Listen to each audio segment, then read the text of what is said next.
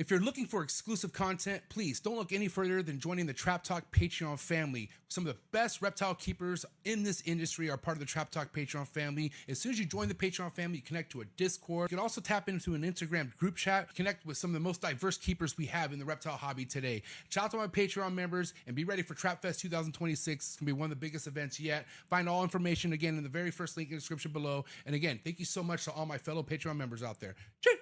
T-minus 30 seconds.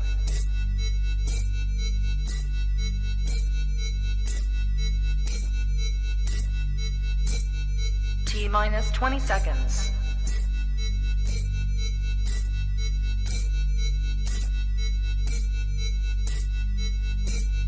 10, 9, 8, 7, 6, 5, 4, 3, 2, 1. 0.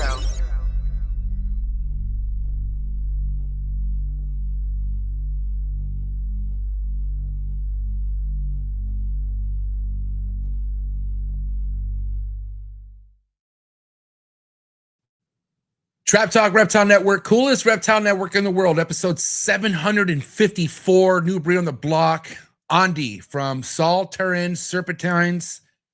Hope I said that right. In the building. Out of Germany. This is going to be epic. So good morning, good afternoon, or good evening, wherever you're tapped in globally. I appreciate it so much. This is your first time listening, first and foremost, hit that like button, hit that subscribe button, hit that notification bell, select all. You'll be reminded of every episode released at the network 7 days a week. You'll never miss these Monday morning shows or evening shows, especially when we got Biggie, Top G off a fresh leg day, feeling good, fresh haircut. Don't fuck with my boy. What's up? So what's up? Good morning. Good evening. Happy Monday. Good day. Who knows? Whatever time you're listening to this, because this is a worldwide thing right here. Yeah, we global, buddy. Yeah. Being around the world and I. Dude, what's good, man? How are you feeling? Good. Everything's good, man. You cut your hair.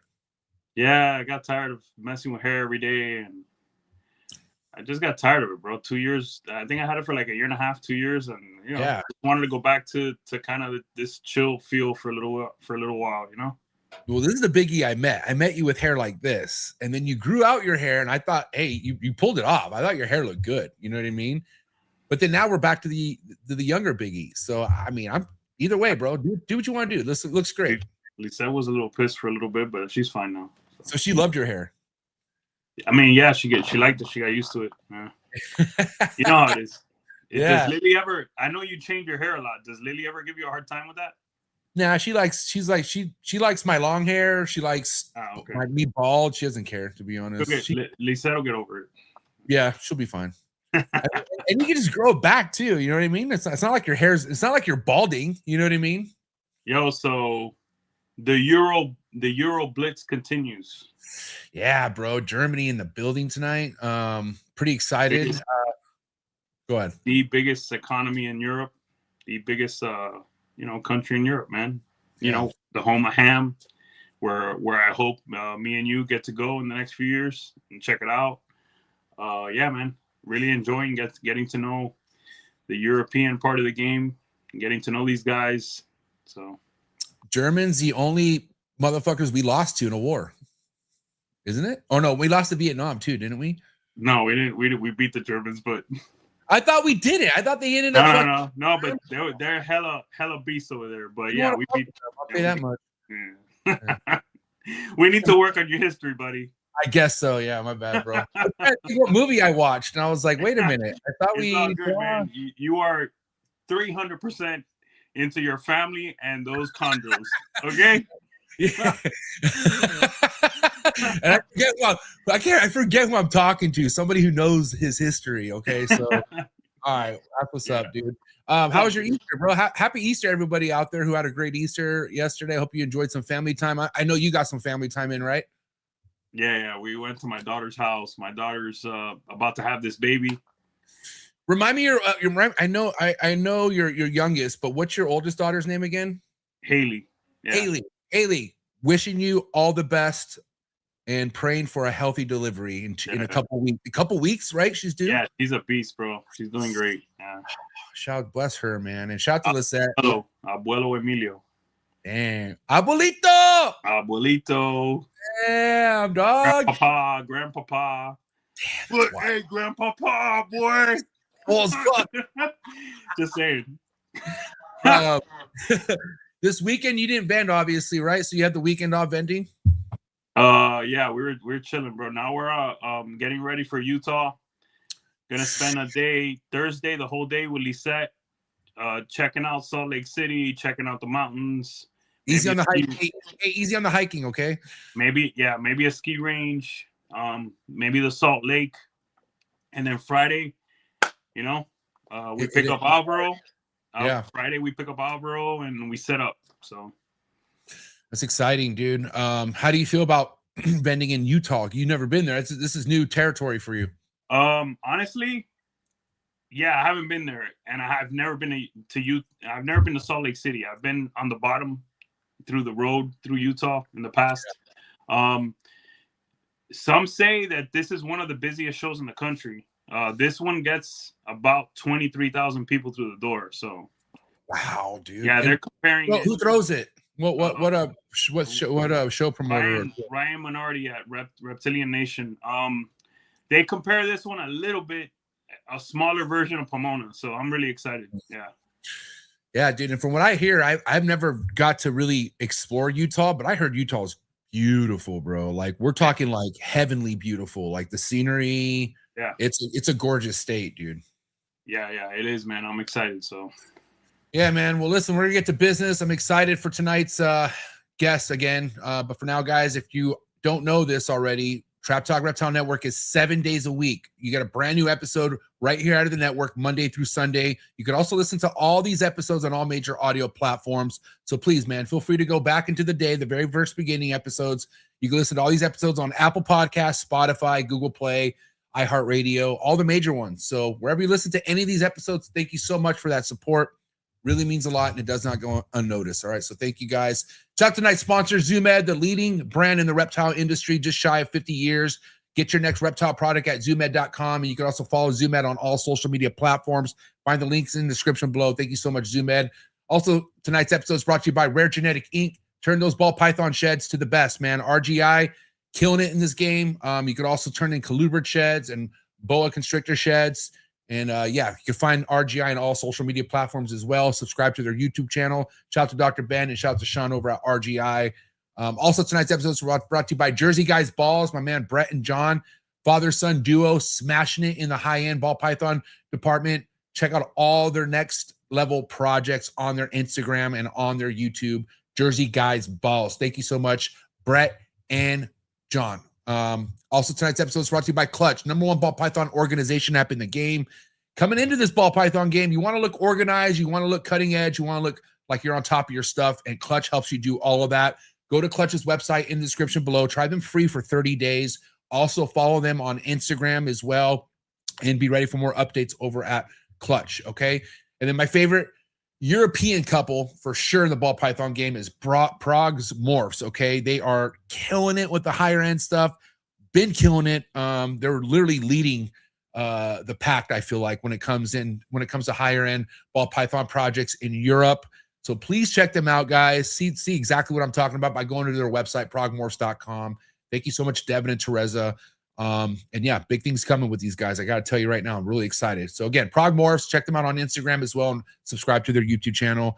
Last but not least, shout out to Morph Market and Morph Market Shipping. Get your next reptile at Morph Market and also ship directly from Morph Market's website.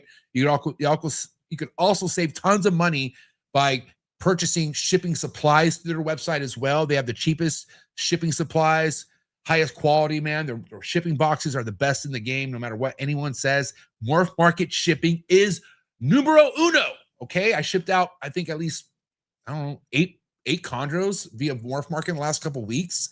They all made it safe and sound. They're all eating. They're all doing great, all because of Morph Market Shipping. So thank you so much, Morph Market and Morph Market Shipping. A lot of great things coming out of Morph Market, and that's a fact. All right, Big E, you ready to get D German on the show or what? Let's do it. All right, it's Andi. It's not Andy, okay, Americans? It's Andi. All right? Andi. All right, guys, here we go. Do what you gotta do to get your mind right and do what you gotta do to stay hydrated. Episode 754. Andi out of Germany coming at you. Let's go.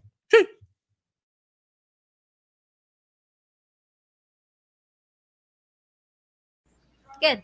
You ready for do more in the future? Trap Talk podcasts? Yes. Man, Only Trap Talk. Exclusive. Yes, exclusive. Oh, So stop calling us. Rub the spot, get the club to pop. When I come up with the crop, God love it or not. I'm hot from the hop to the rub the spot, get the club to pop. When I come up with the rub the spot, get the club to pop. When I come up with the rub the spot, get the club to pop. When I come up with the rub the spot, get the club to pop. When I come up with everybody, we do it. Everybody, we do it.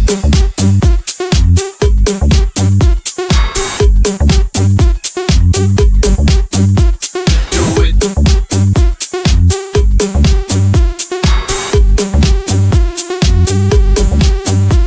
Do it.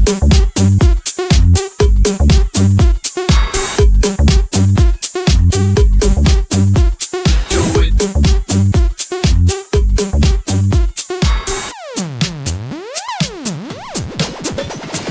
Rub the spot, get the club to pop. When I come up with the rub the spot, get the club to pop. When I come up with the rub the spot, get the club to pop. When I come up with the rub the spot, get the club to pop. When I come up. and we are live. Episode 754. Welcome, Andi. Hey guys, hey Leute, hola amigos. So what's up? You got Spanish? You speak some Spanish, buddy? Hey. Yeah, go ahead, Emilio. He's half Cuban. Really? Yeah. Andi, you're Cuban in Germany. Half Cuban, yes. Who's Cuban, your mom or dad? My dad. Your dad. Wow. That's cool, man. That's interesting, dude.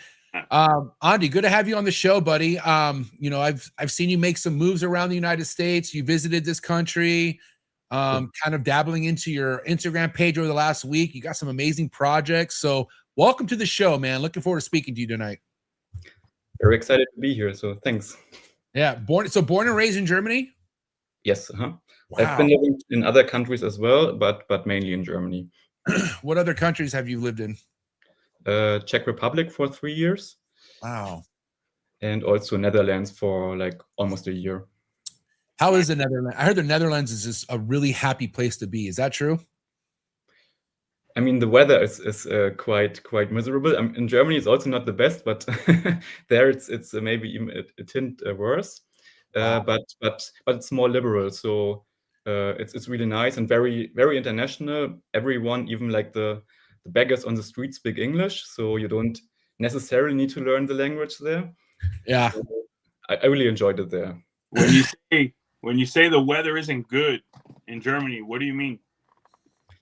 So it depends a bit on the region, but generally it's quite rainy and also not super warm. Yeah. So now it's Okay. so now Yeah, it's heard- close to. I've heard that about the UK a lot, but I never heard it about Germany. UK is even worse. Yes. Yeah. So, but it's quite similar. I heard UK is super gloomy, like almost like Seattle all the time, like super overcast. But Seattle gets gorgeous at a certain point of year. UK, I heard it's like rarely ever sunny over there. It's super like overcast all the time. Mm. Yeah, but how long have you known English? Your English is pretty good. How long have you been speaking English for? Oh, definitely much more than 10 years. Oh wow. Okay. But I was kind of forced to it. Almost everyone here has it in school, but you might know, even if you have a language in school, you don't really learn it from that. So with just that, you cannot really speak it. But I was forced because I did my scientific career in the laboratory. I was forced to work together with like people from India and all other parts of the world. So we had to speak English there and do presentations in English and stuff. So yeah, so it was really hard at the beginning, but then it got better and better.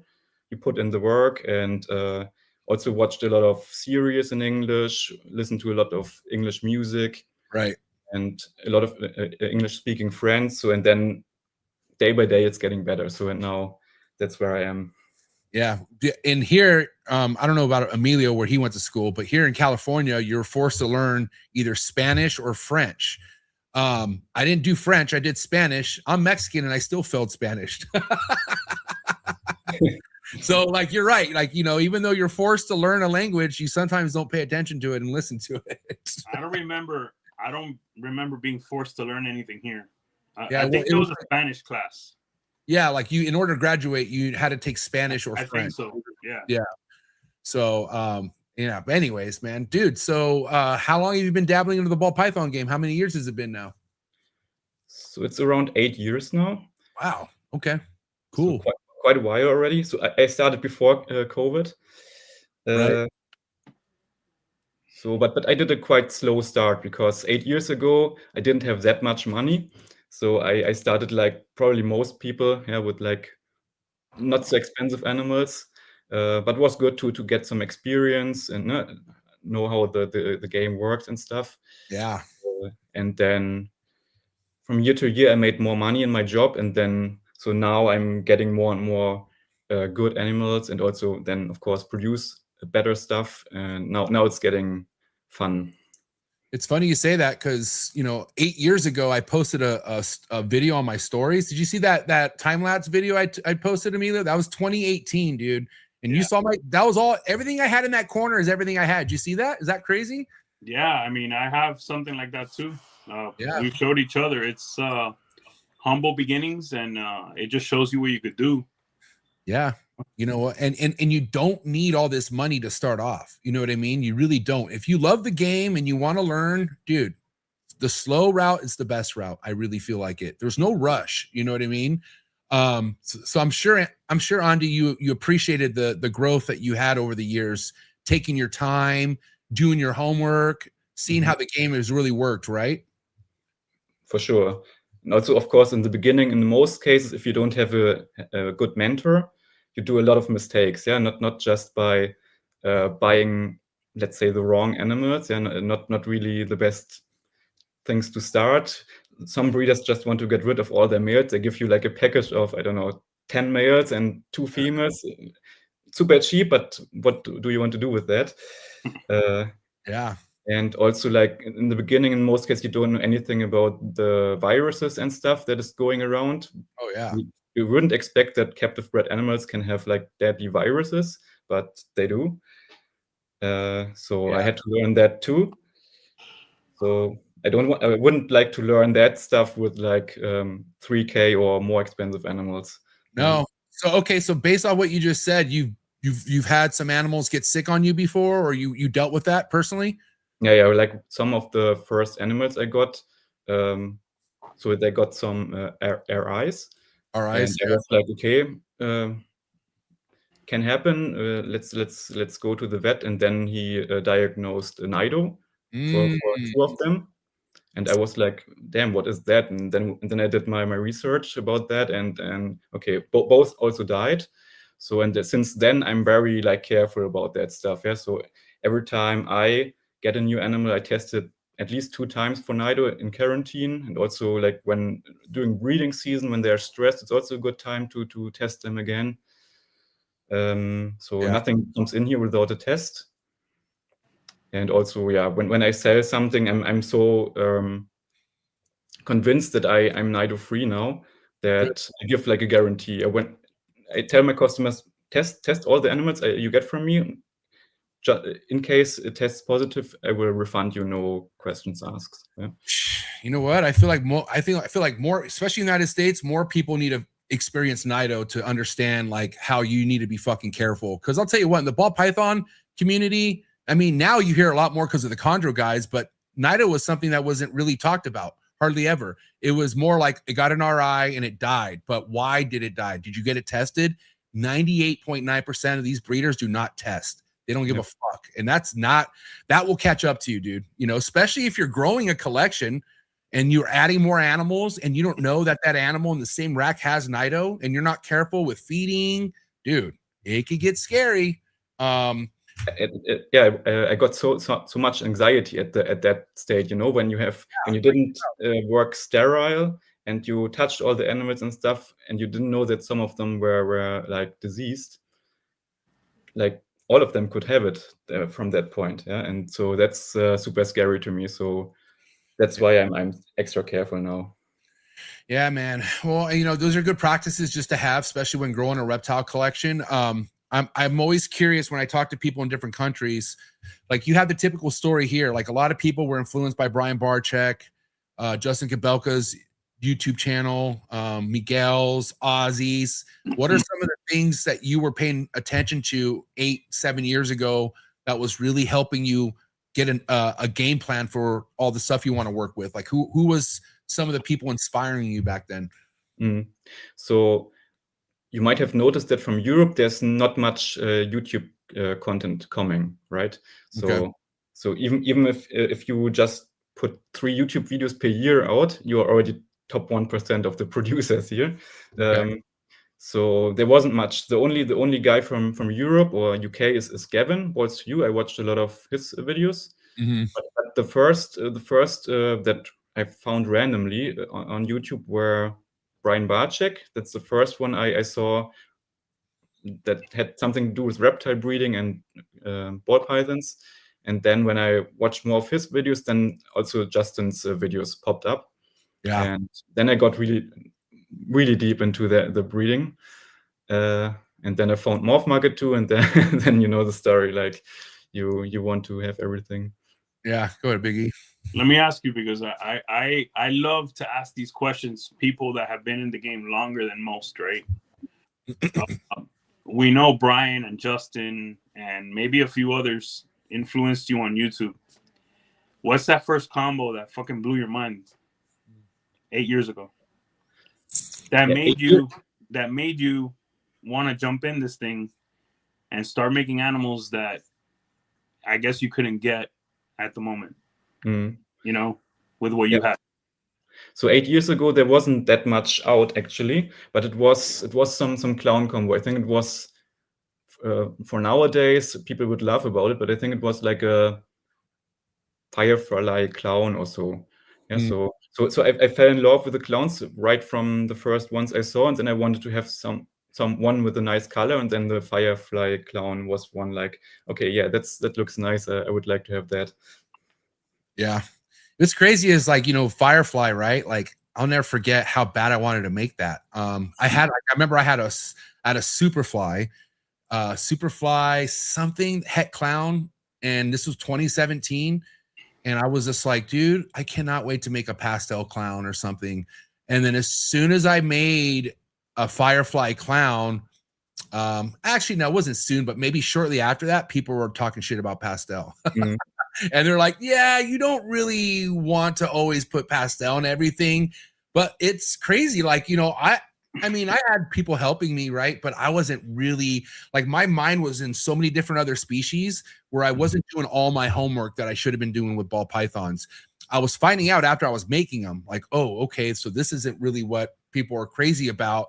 But having that mentorship, man, like, if I was more solely focused on ball pythons and wanting help, I would have avoided some of the pairings that I was doing. But at the end of the day, like, without asking these questions, without being a part of the right Patreon accounts or having the right friendships, man, you could waste some fucking years in this game by not paying attention. You know what I mean? And it's crazy because, you know, you guys all know in ball pythons, there's no time to waste, you know, like, there's no need to rush, but you don't want to waste time. Like, you don't want to raise snakes you shouldn't be raising. You don't want to do a pairing that you're not really that excited about. Like, and again, you got to be your best customer. Like, you know, I get it. We want to make money in this game, but you need to be the number one customer. Like, we have to be the ones to pick the best shit out and not let it go. Is that something that you were doing as far as your pairings and stuff like that? Like, holding stuff back, is that important to you, Andi? Now, of course, yeah. But in the beginning, of course, you don't know it if nobody tells you. Then I was one of the first things I saw from Justin was a leopard clown. And then I was like, oh, damn, I would really like to make that, but I couldn't afford a leopard clown. I couldn't afford a leopard head clown, so I just bought a leopard female. not knowing that the prices will drop so much until she's ready. Yeah. So yeah, so that was my plan at that stage. But now, of course, now each year I try to get better and better stuff, hold the best stuff back, and sell adults that I don't need anymore. Yeah, that produce better offspring than there are. So yeah, so I think there are too many people that don't do that. Yeah, they do the same pairing every year, or yeah, I don't know. I wouldn't even call those people breeders. Yeah, that just do the same each year, even though they say they just do it because they like it and they don't care about the money. But I don't know, for the overall market, it's probably not the best. Yeah, I couldn't agree more. With that being said, what year was it you felt like you started really getting a grasp for like the ball python game? Like, how you talked about you didn't know about leopard doing what it was going to do. What year was it, Andi, that you felt like, okay, I'm getting this now? I think that took a while. First, because I started in Czech Republic with it, and that kept me down a bit also, because I couldn't grow too much there. I was just living in a one-room apartment with everything. So imagine that one room, you have to live there, your snakes are there, and also rodents are there. So that's crazy. So that, and then I had to move. Yeah, I had to plan. Okay, in 2 years or so, I have to move everything from one country to another. That's another thing.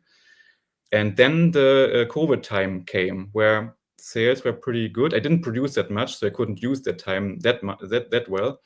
But after the COVID hype went down. So when the COVID crash came, people struggled to sell the animals.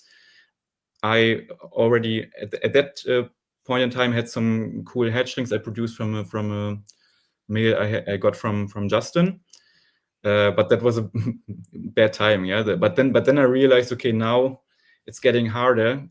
There must be something more about it, not just produce whatever. And even if it's something cooler than some people have, you need more strategy. Yeah. So yeah. What was that first big investment that Andi made in a project, or what project? Well, it depends how you define big investment. Yeah, for me at that time. No. I mean, listen, your biggest. Don't. Yeah, I like to tell people not to compare this guy's investment and this guy's investment and this guy's investment. I feel like in the game we should not worry about comparison. Yeah, I guess to how Emilio's saying it, what was that time you spent money that made you scared? Okay, like a little bit, you're like, oh shit, like it was, an investment. Yeah. So at that time, I would say I got very early into the HypoClown project. Nice. And it's still my favorite project. Yeah. So for that time, I spent like around 2K for two nice females that were like hypo head clown, and a fitting male for that. And then from Justin, I also got a male from the US for like something, I think almost 2K. So that for me at that time, it was pretty big investment, and yeah, kind of scary. But because of that, I could build my foundation for the HypoClown project. Yeah, that I still have. Yeah, HypoClown really kind of struck me in the heart in the wrong way, because I still love HypoClown, but god damn, that fucking project dropped pretty quickly. You know what I mean? But again, we're just talking HypoClown. We're not talking about the combinations you could put into HypoClown. I remember once I was getting tapped into double and triple recessives, like I couldn't wait to make a double, triple recessive, but then I realized you just can't make a HypoClown. You can't just make a DG HypoClown. Not that there ain't nothing wrong with that, but we're talking like Emilio, break down the difference between producing a HypoClown versus a black pastel chocolate fucking blackhead HypoClown. You know what I mean? Like, sadly, sadly, a HypoClown now is $250. It's crazy. Dog. Yeah. But look, I have to say, there's so much meat on the bone with HypoClown stuff. There aren't a ton of combos out there.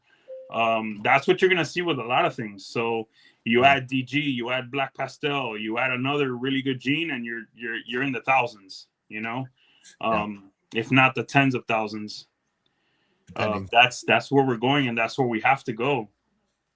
You know. And you know, when I started with Hypoclown, the Desert Ghost clown was hyped a lot. Yeah. And then when I remember that now, it's kind of funny. People were saying Desert Ghost clown is like the crown jewel, and Hypoclown is like the poor, ugly brother of it. Who would like to work that? No, yeah, no, so no. that was what people were saying at that time. Yeah, and now they equaled out quite a bit. Now you're comparing it. Now you're comparing it in byproduct terms, because those are going to be byproduct animals. Yeah. What we need to do is we need to compare the combos that we hit. You know, so what I like to do in the V unit is we compare a DG clown with a hypo clown, just as, you know, as byproduct. Well, hey, this blows away this blows away that in the simple form. But then, all right, when you start putting those those incomplete dominants in and another recessive or two, all right, where are we going? Because that's the game, right? I mean, we just have to continue to add and add and add to it and make it more interesting for ourselves and for our customers. What's the market too? Andi, what's a hypo clown going for in Germany right now, average? Probably the same. Yeah, if it's just without any other genes.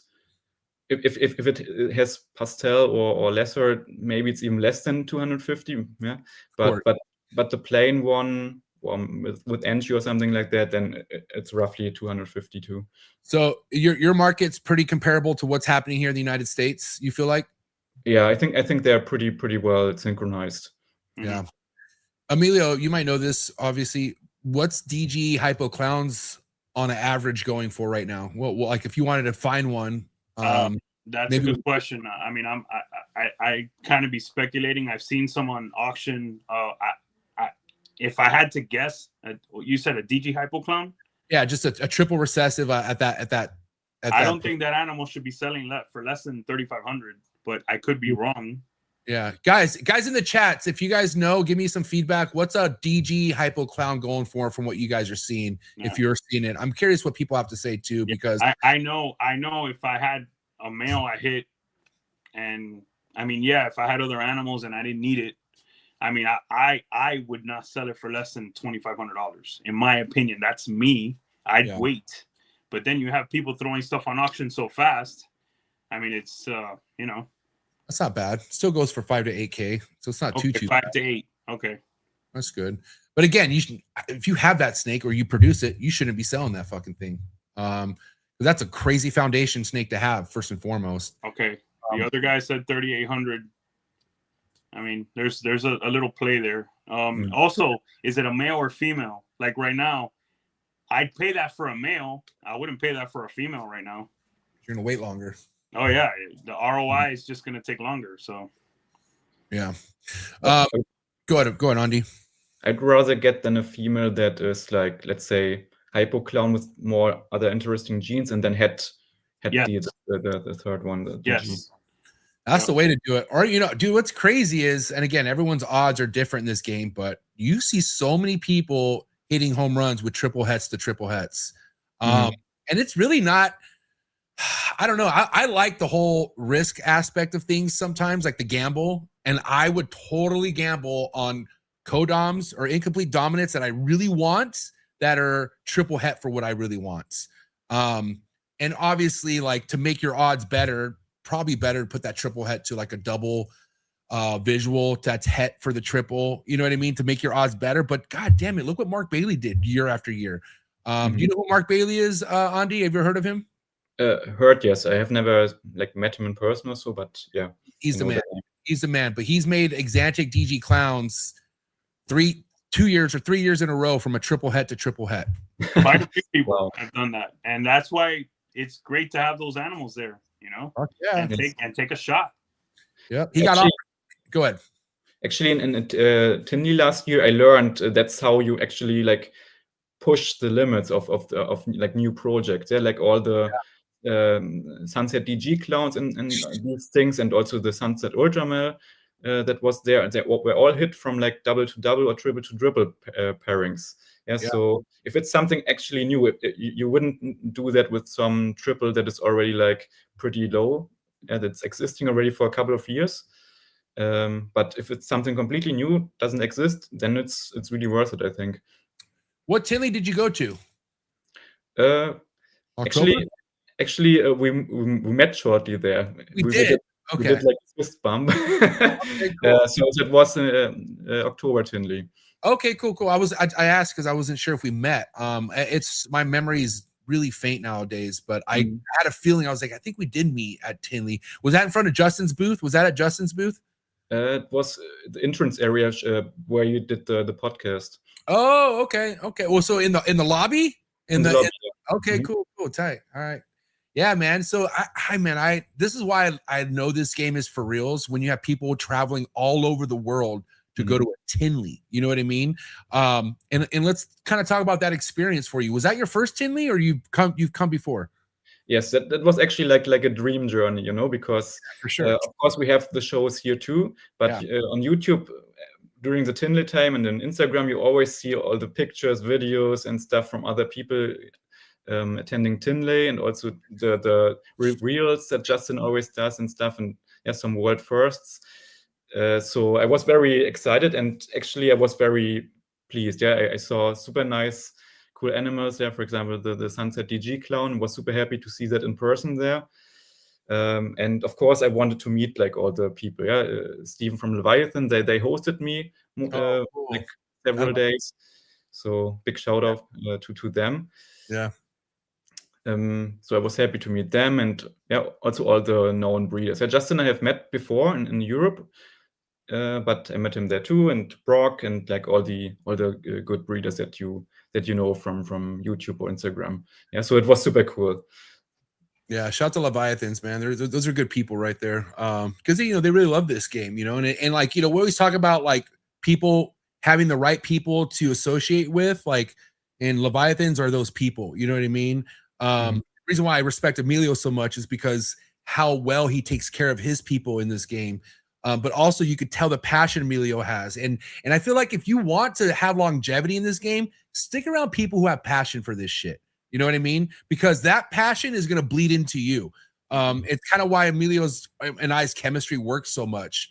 Like I do for him what he does for me with the chondros. You know what I mean? But then also Emilio's getting into fucking Drimacons and other species. So that's when things kind of go full circle. You know what I mean? And it's good that you kind of already have a good grasp of who these good people are. That's very important to know. Hey, Andy, that trip to Tinley, was that the time that you went to the Canova facility as well? Yeah, shortly after that. So it was almost a week that I was in the US. So first Tinley and exploring Chicago as well a little bit. And then I went for a couple of days to Leviathan's place. Nice. Also saw their collection, and they took me out there a couple of times. And after that, I went to Justin's place and also to Bob's place. So let me tell you, Tinley's cool. Yeah, Justin's place is brother, like Disneyland. And I'm gonna go to Bob's eventually. But let me tell you something, bro. The Canova facility, when you're at that gate, woo, is what dreams are made of. And it shows you the power. You just feel it. You just feel it. The ball python game. Yeah. The ball python epicenter, and the power of Justin Kaboka. You can't imagine like how happy I was to just see this place and see the wall and everything. So that was another dream come true. That's one thing we could all share right now, is that feeling you get when you're at the gate. Okay, when you're texting Justin, I'm here, and the gate opens, and you're like, oh my God. And just like, even before you see the snakes, the fucking property, okay, the driveway, okay, just seeing the horses and the landscape, and you walk out, the air you breathe, it's fucking, it sticks to you, dude. It never gets old going to Justin's, ever. That's our GOAT. That's our, that's our MJ. Okay. And I'm just happy to call him a friend, bro. So yeah, I had to bring that up. Going there, I spent a few days there. Can't wait to go again. That's why I know you were there. Like, what an experience, motivating. You leave that place and you're like with so many ideas, and it's insane. It's insane. Yeah. Yeah. So let's kind of talk about, Andi, when you went back home, what are some of the things you took with you? Like what ideas maybe you might have, or like, did you get into any new projects while you were over here? Or let's talk about what happened. So mainly that was this let's say experience of seeing things that you wouldn't see in person, and also like this networking thing. Project wise, I'm pretty fixed already. So the only thing that so at Justin's place, I saw like a very nice lace clown that was glowing into my face, and I couldn't resist to buy it there. So that's one one animal that I bought. Of course, the tornado is also like very interesting looking, but at the moment it's way out of my budget. So, but once a head or so is affordable for me, I think I'm pretty sure I will get into that. Yeah, dude. Tornadoes. I don't know, man. Tornadoes hot for sure. I need me some puzzle or head tornado, or some double head puzzle tornadoes. That's what I need, bro. That's like 30K probably. What you think about that, bro? Yeah, if I get a tornado, then I will probably work it into puzzle too, but clown probably as well. So both directions. But yeah, we will see. I have to wait for that a little bit more. Andy, you got 8 years in this game. Okay, so I have a lot of respect for what you could tell me here. What is gonna be that tornado animal that is the most successful when it comes to a combo? What do you think? Obviously, you know what I think already. Yeah, well, I mean, of course, it depends also how it interacts with the other stuff. It needs to look cool, yeah. Otherwise, it will not blow up. But given like how successful everything that looks good with clown is, I think it's probably some tornado clown combo that Justin produces. So, but of course, like tornado puzzles depends also again how it looks. But that will be like the let's say the counterpart. I'm not just trying to troll Big E, no matter what anyone thinks in the chats, but I think Big E, he's right. I think tornado clown combos are gonna look better than tornado puzzle combos. I have to swing back real quick. Okay. Put your arms up. No. Okay. I'm gonna go out on a limb and tell you guys that what I think is gonna be the best animal. I think everyone uses clown as a crutch. The market always leans on clown. And that and no offense to both of you, but that is the easy answer. We seen it though. Hold on, time out. The reason why I said that is because we saw tornado clown already, and it looked fucking insane. It looked right. I think it doesn't exist, right? I thought Canova made a tornado clown. I thought he posted or has one. Yeah, that's Cosmos, I think. No, I could have sworn somebody showed a tornado clown. No, he hasn't made that yet. Yeah. Guys, please, anyone in the chats, has there not been a tornado clown made already by somebody? My bad. Okay, then if that's not the case, then I don't know what snake I was thinking of. I said that because I could have it's pretty early with tornado, bro. I'm telling you, it's really. I saw one. I could have sworn there was a tornado clown, dude, and I was like, holy shit. I'm gonna tell you this: he has a tornado posse clown growing up. So okay.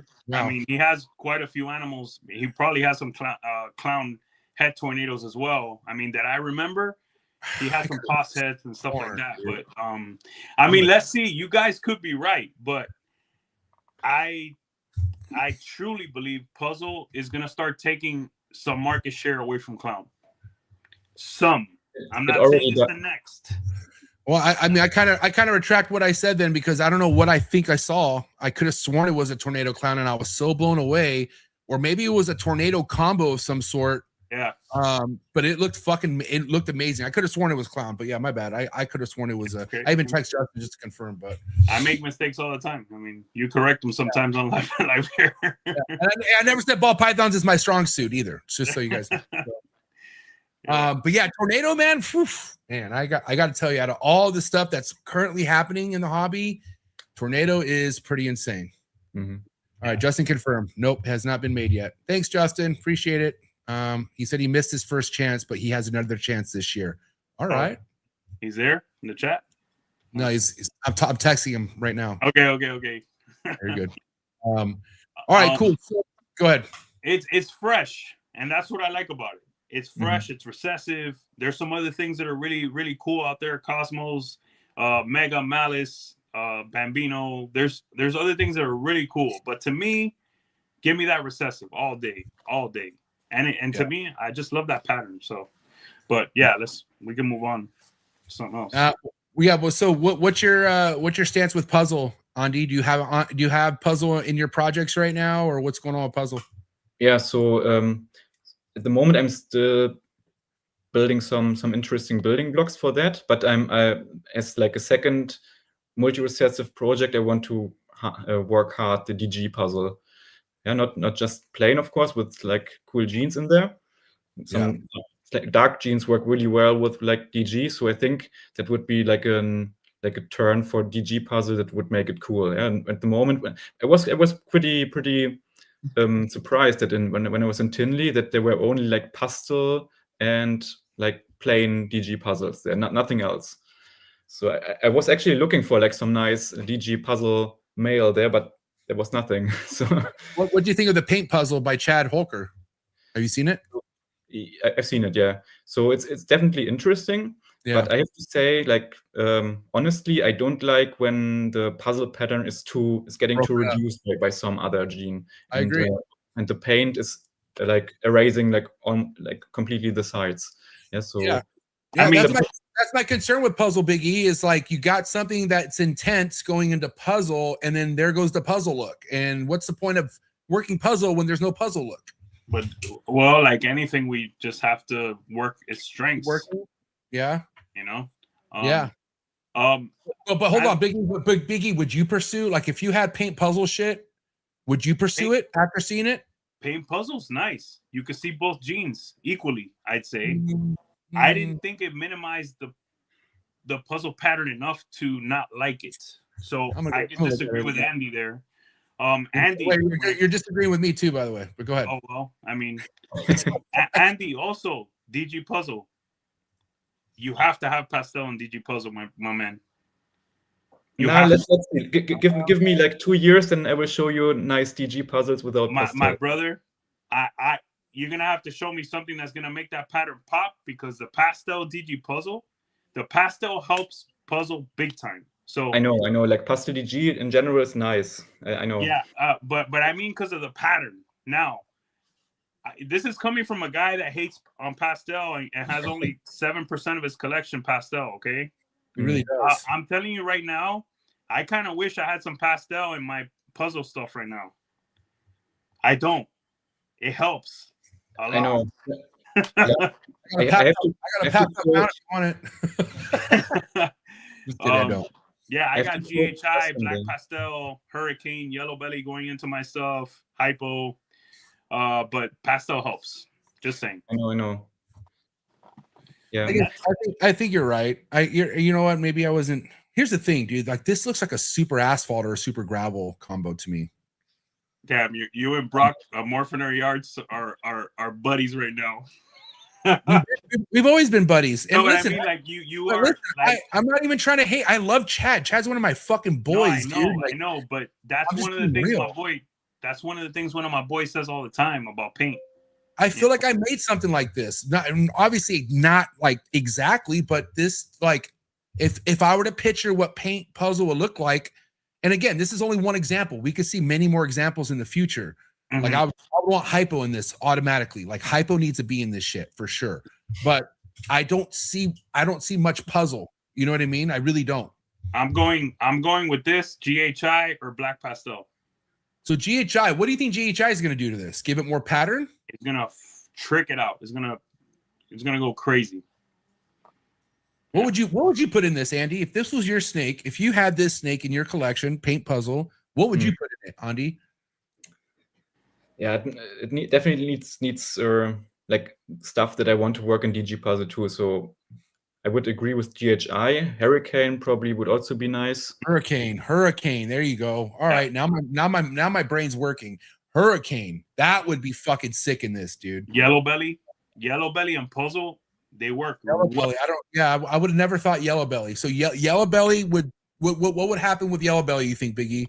Bro, every yellow belly puzzle I've seen, the pattern is super pronounced. It adds a lot that it amplifies the puzzle. So I want stuff that's gonna amplify puzzle. That's what I want. Yeah, I agree. And again, all it takes is one other gene to really change the whole dynamic of this snake, to be honest. And this isn't a bad looking snake whatsoever. I think it's great. Not an easy snake to hit. Paint puzzle, like that's not going to be an easy feat. You know what I mean? Let me say this. I'm not a paint guy.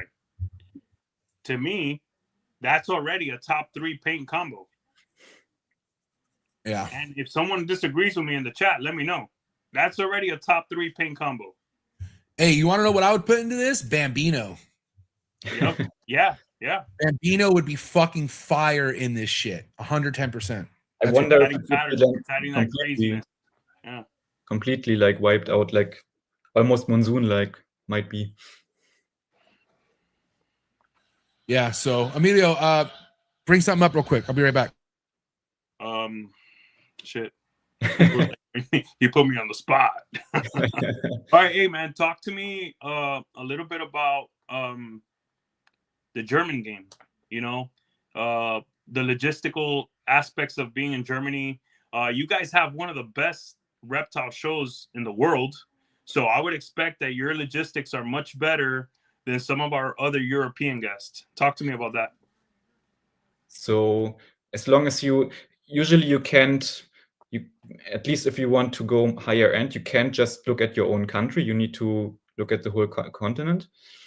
But as long as you stay in Germany, it's easier for sure. So most handovers are still done at HAM. Yeah, so HAM is now 3 times per year. And if a customer buys something from you, you usually agree, okay, at the next HAM, we will hand over that snake. Yeah, you will not ship it.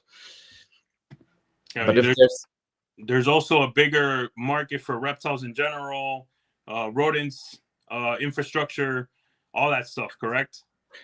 Well, actually, the rodent stuff, for example, is pretty difficult in Germany because first, usually, so in general, the rules for any kind of animals are very strict. So rodent productions, like mass productions, is not really doable in Germany. So usually these people are come from other countries where it's like where the laws aren't as strict. And also the HAM show, there's not just German vendors, yeah, like people from all Europe come there and have their tables there.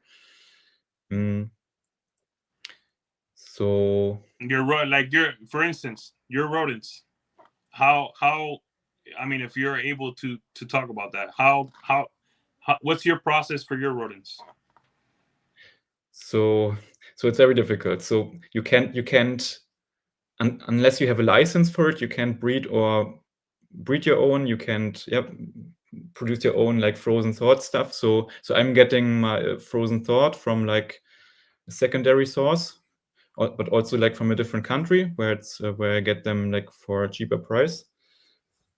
Okay, and you have to you have to use frozen thawed in Germany?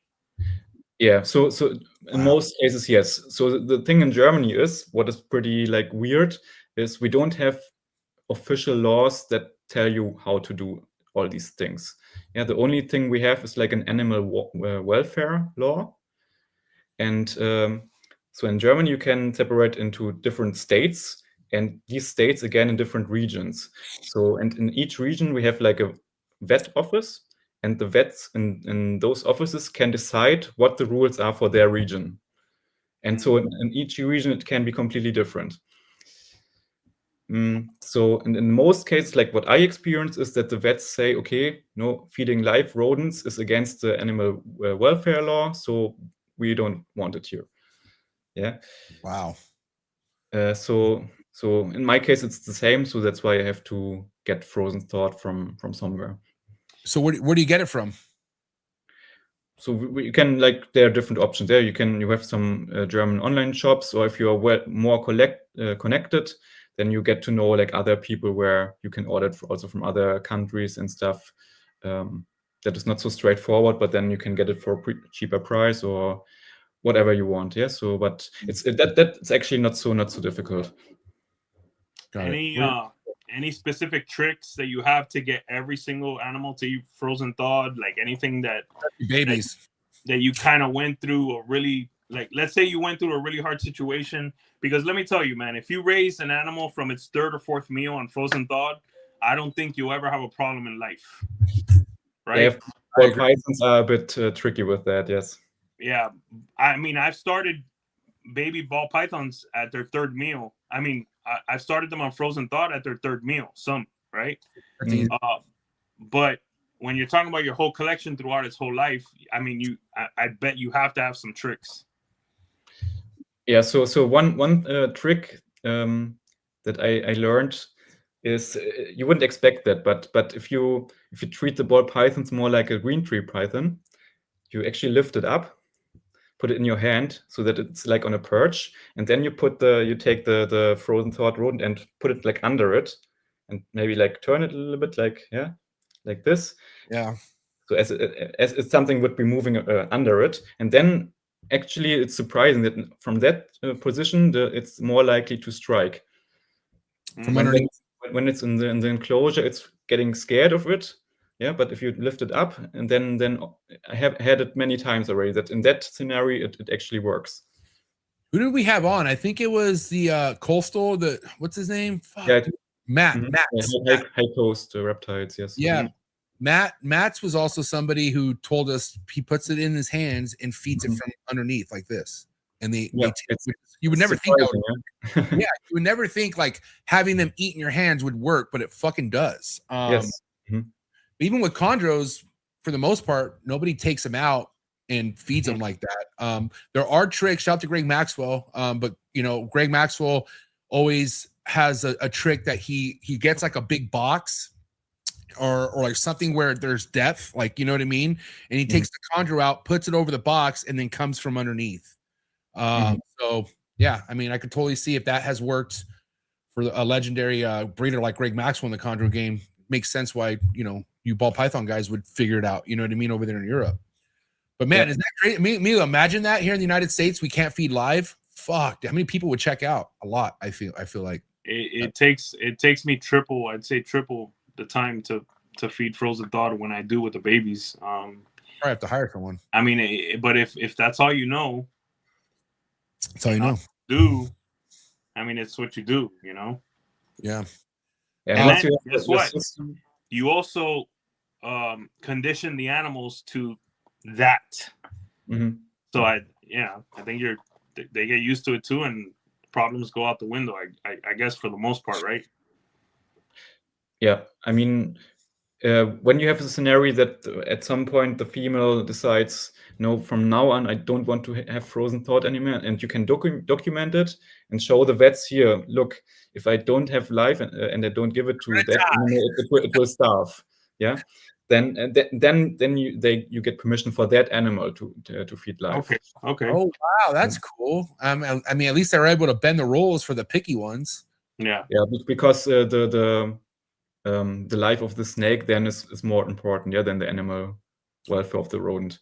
Yeah, but in that scenario, I have multiple ball pythons that will fake me out. Like they will wrap the fucking thing, act like they're eating it, and then they don't eat it, and they sit on top of it while it rots, and it's the terrible thing ever. I hate that. I really do. But I have the option just to go live. So, but yeah, man, that's crazy. So, how often are you feeding? Like, what's you do weekly for everything, or only some? What's your feeding schedule like? Yeah, so it's a bit seasonal. So my seasons usually the colder month here. So from like December to May is my pairing season, and during that I feed the females like once per week. If they are super hungry, then they might get a second meal, but not more. And the males always get fed every 2 weeks. Oh, okay. And off season, so when there's also like a time, when the females stop eating, then they don't get food anyways. But when they get on food and it's not the breeding season, then they also get every 14 days a meal. So you brought breeding season. What is your season? Like, when do you start pairing and when do you stop pairing?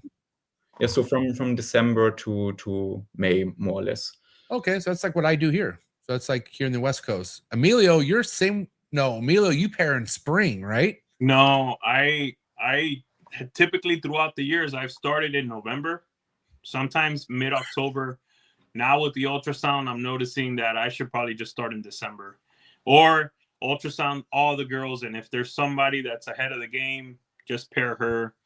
I've noticed now with the last couple years of ultrasounding that I should probably be starting January, start introducing males. A lot of girls even now are in the 18s, 19s and 20s and 20 millimeters. We're talking about 85 girls. I'm probably gonna have 6 clutches in the next I don't know, 4 weeks. But think about it. That's a very low number to start everyone super early. Yeah, it doesn't make sense to adjust everybody for that, right? Yeah, you might as well just start breeding everyone in January, or just ultrasound everyone in December, see if someone's ahead, and just go off like that, Yeah. Do you use an ultrasound, Andi? Actually, no. Like I have one, actually, a super old one, but I just do it like the more or less old school way, yeah, that I just pair the females that are look ready each month, like one time, and then Amen, brother. And then it works. Like usually like 90% of my females lay. Yeah, go ahead. Hey, let me ask you this. You said 90%. Now I need to know your collection size. So it's pretty small. So breeder females I have like 30 or so. Okay. Yeah, that's a sweet spot. That 90 is in that 30 range, 40 range, 50, 60. But yeah, most people, once you get into that bigger 100, 150, 200 females, that's where your percentages drops to like 70. It's easier to take care of those. Yeah, it's easier to take care of those 30 or 40 animals for sure. It's a sweet spot, Yeah, but actually I don't want to have like much more. And like even for Europe to have like 30, 40 clutches, you are already like one of the biggest breeders. Yeah. So yeah. So that's plenty. I mean, even here, people are looking to get down to that number. Like that's like even a preferred sweet spot, like Amelia was talking about here in the United States. 5 years ago, that wasn't the case. 5 years ago, it was 100 plus. Fucking, the more the better, And it's terrible to think, because those people that were so used to that bigger number, they're having a hard time adjusting. And what's crazy is, what I mean by that, they got animals they just can't get rid of. They got so many fucking snakes that they don't know what to do with. Or they can't feed them. Or they can't feed them. Let's not go there. Holy shit. Yeah. But yeah, man, I feel like, again, when you start off slow, you don't bite off more than you can chew sometimes. You know what I mean? And I'm not gonna lie, dude, my first couple years, I remember looking at Billy from Mutation Creation. I was looking at who else was doing fucking crazy numbers back in the day. Even Justin was doing 300 clutches back then. Like fucking Garrick, 300 plus clutches. You know what I mean? Like that's an insane number. And I remember, like I said, only 2 years in, I was like, I cannot wait to hit 100 clutches. Now you couldn't fucking pay me enough money to do 100 clutches. Like it's not happening. No, thank you. Sounds miserable. It really does. But again, only because the way I'm set up, like I'm not set up to do 100 ball python clutches. And again, I could probably do it, but the selling part, that's where things get difficult. Breeding is not difficult. It's the selling. It gets really, really hard nowadays, Absolutely. Like if someone, when I see, because there are still like very few US breeders that produce during the season, like 50 clutches per day or something. Yeah. At least last year I saw that there's somewhere. Well, I think it was Wilbanks. Yeah. Well, Barczyk had a story where he got 40 clutches in one day. I would say so. If you would do that here, you would have no chance to sell all those. Yeah, products. This guys, is prime. Go ahead. There's people in the U.S. that produce 10,000 ball pythons. Mm. Yeah. Like where do all those go? I mean, that's a whole different game. Some of them have contracts for, reptile stores and whatnot. But yeah, bro, there's at least 5 or 6 of people that do that. Mm-hmm. Yeah. A lot of those. But yeah, the thing is, a lot of those relationships are no longer. Those, yeah, a lot of the big chains, they're not buying ball pythons the way they used to, not at all, because they're not even selling in the pet shops. Yeah. So it's a dicey thing, dude. But you got to know, or you got to realize when the writing's on the wall. Like there are ways to avoid certain fucking nightmares if you know how to adjust pretty quickly. But you got to adjust, and you got to fucking do it quickly, especially when you see the writing on the wall. So, yeah, man. Again, the slow route's the best route, dude, because you're able to adjust without having to do much to your collection. When you're not working with that much. Go, Biggie. Andy, let me ask you this, bro, because you've got amazing animals. But do you have a focus as of now? A project focus? I would say so, yes. So I really mainly want to push like Hypoclown to its best, and also like DG Puzzle. Yeah, I don't like I will like sneak in some more recessives into those too, but I don't want to start like a new completely different triple or whatever recessive project. Yeah, so I would say that that's pretty focused. That's gonna be your focus. Awesome. Okay. What about Exantic? Is that a project you're looking to pursue at some point? I'm sneaking that into DG Puzzle. So I'm really want to see very nice patterned DG Exantic puzzles. I'm really excited to make some of those. So DG Puzzle Exantic would be sick as fuck. Mm-hmm. I think so. Like imagine like with some GHI or other nice dark genes in there to make the pattern like really crazy and interesting. Mm-hmm. That would be really cool. What do you think of True Ghost?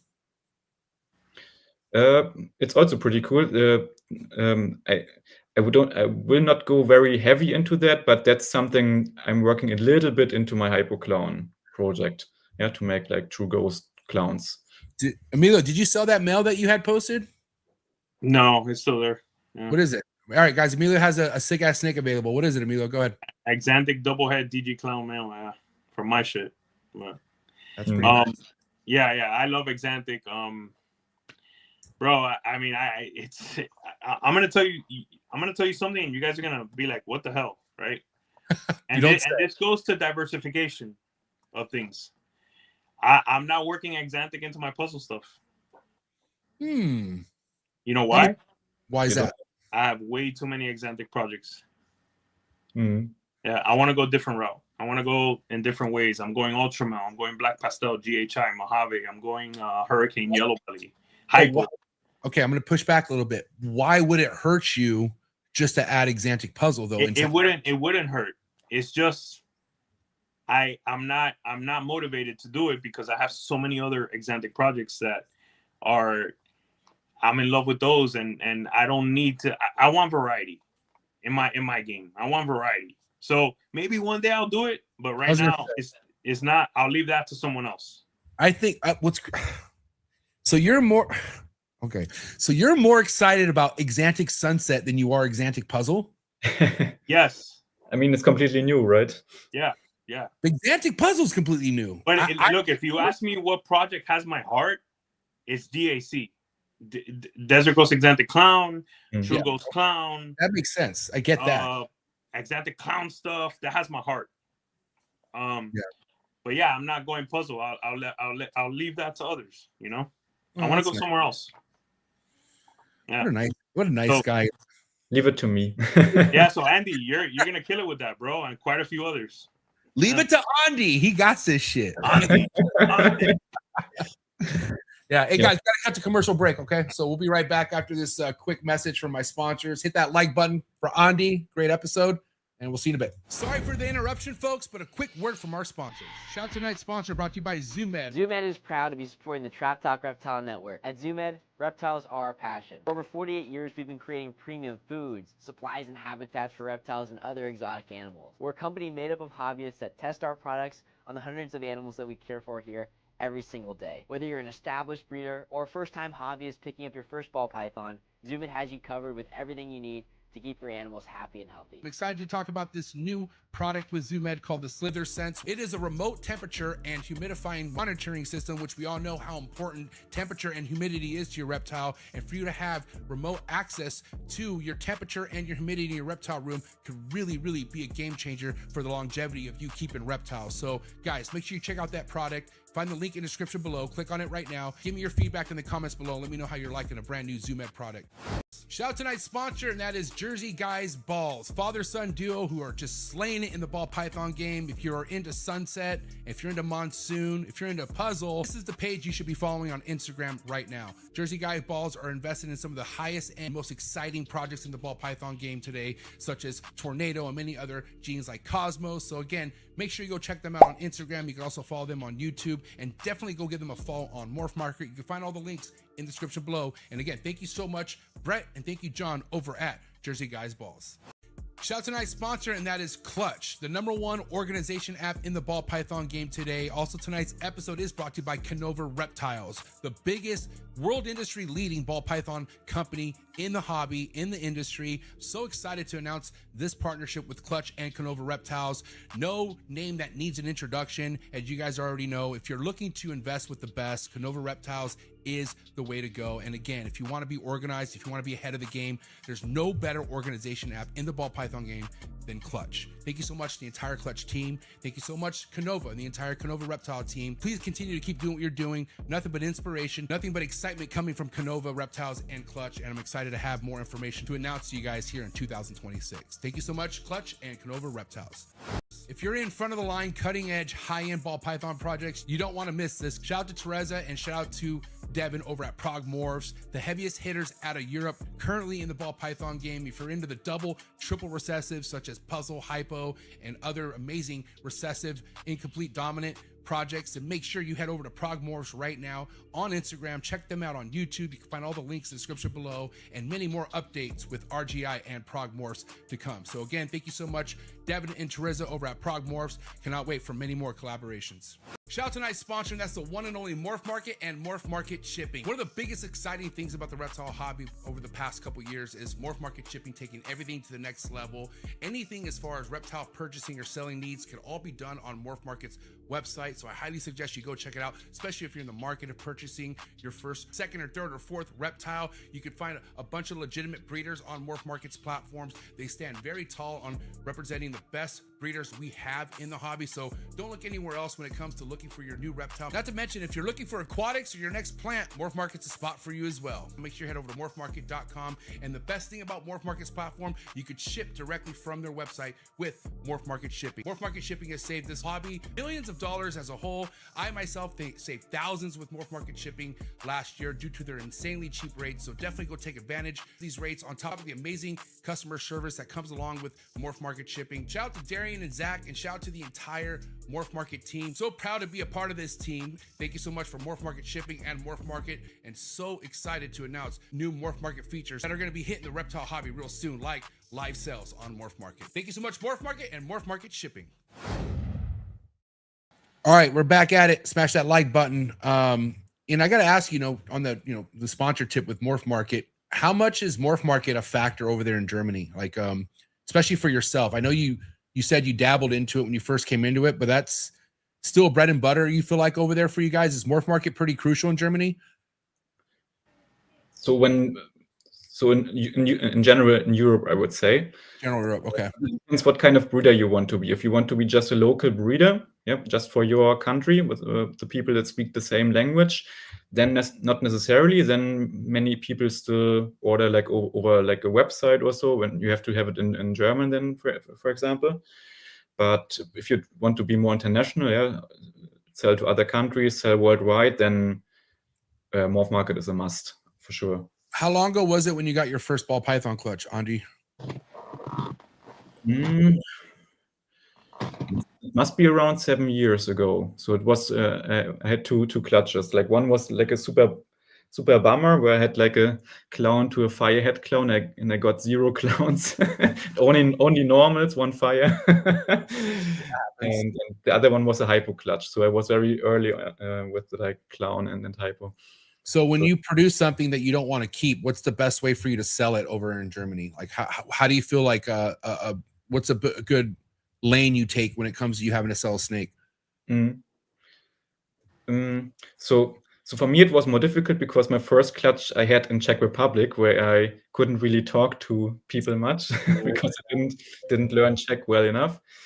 But I kept them for a while until I moved to Germany, and then it's probably more or less the same than in the US. Somehow people need to know you. Yeah, you have to have different things. But what helps here a lot is with the people you can speak the same language with, you actually network with them, speak in their language, like show that you know what you're talking about, helping them a bit in like in like different like WhatsApp communities. I do my YouTube stuff, have Instagram, so my most sales come over like German WhatsApp communities and MORPH market. So these 2 things.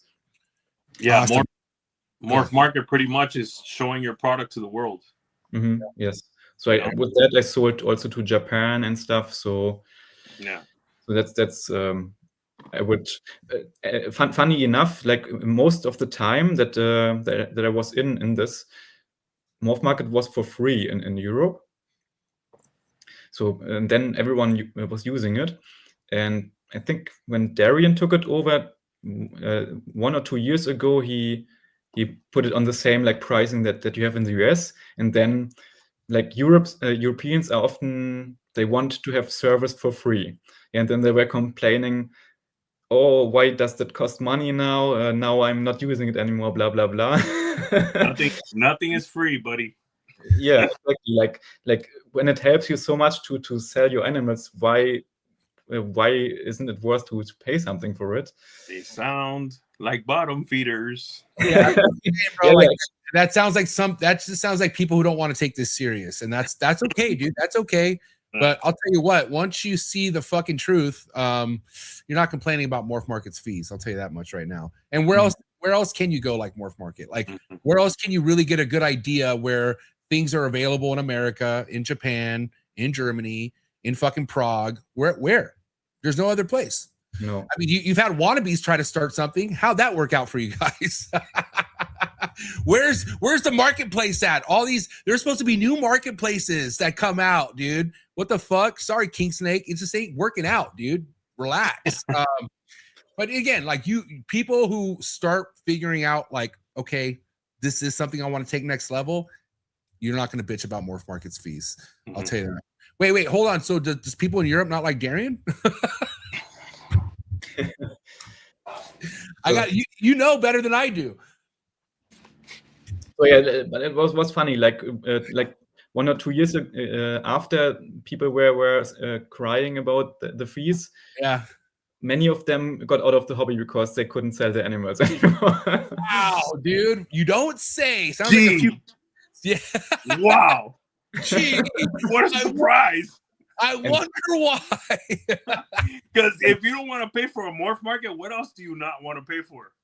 Dude, listen, we had people on the MORPH market hate train that did YouTube channels saying, I'm no longer going to use MORPH market. Guess what? They have MORPH market and they use it. Okay. So you're not fooling anybody out there, people. You know what I mean? And mind you, I just think it was the times during then, like people got rubbed the wrong way when Darian took over, and they thought rallying up against Darian's fees or whatever the fuck he did, which he only made MORPH market better. That's a fact. Again, dude, you know, we got to look at the people complaining. Who are these people? Most of them ain't selling shit.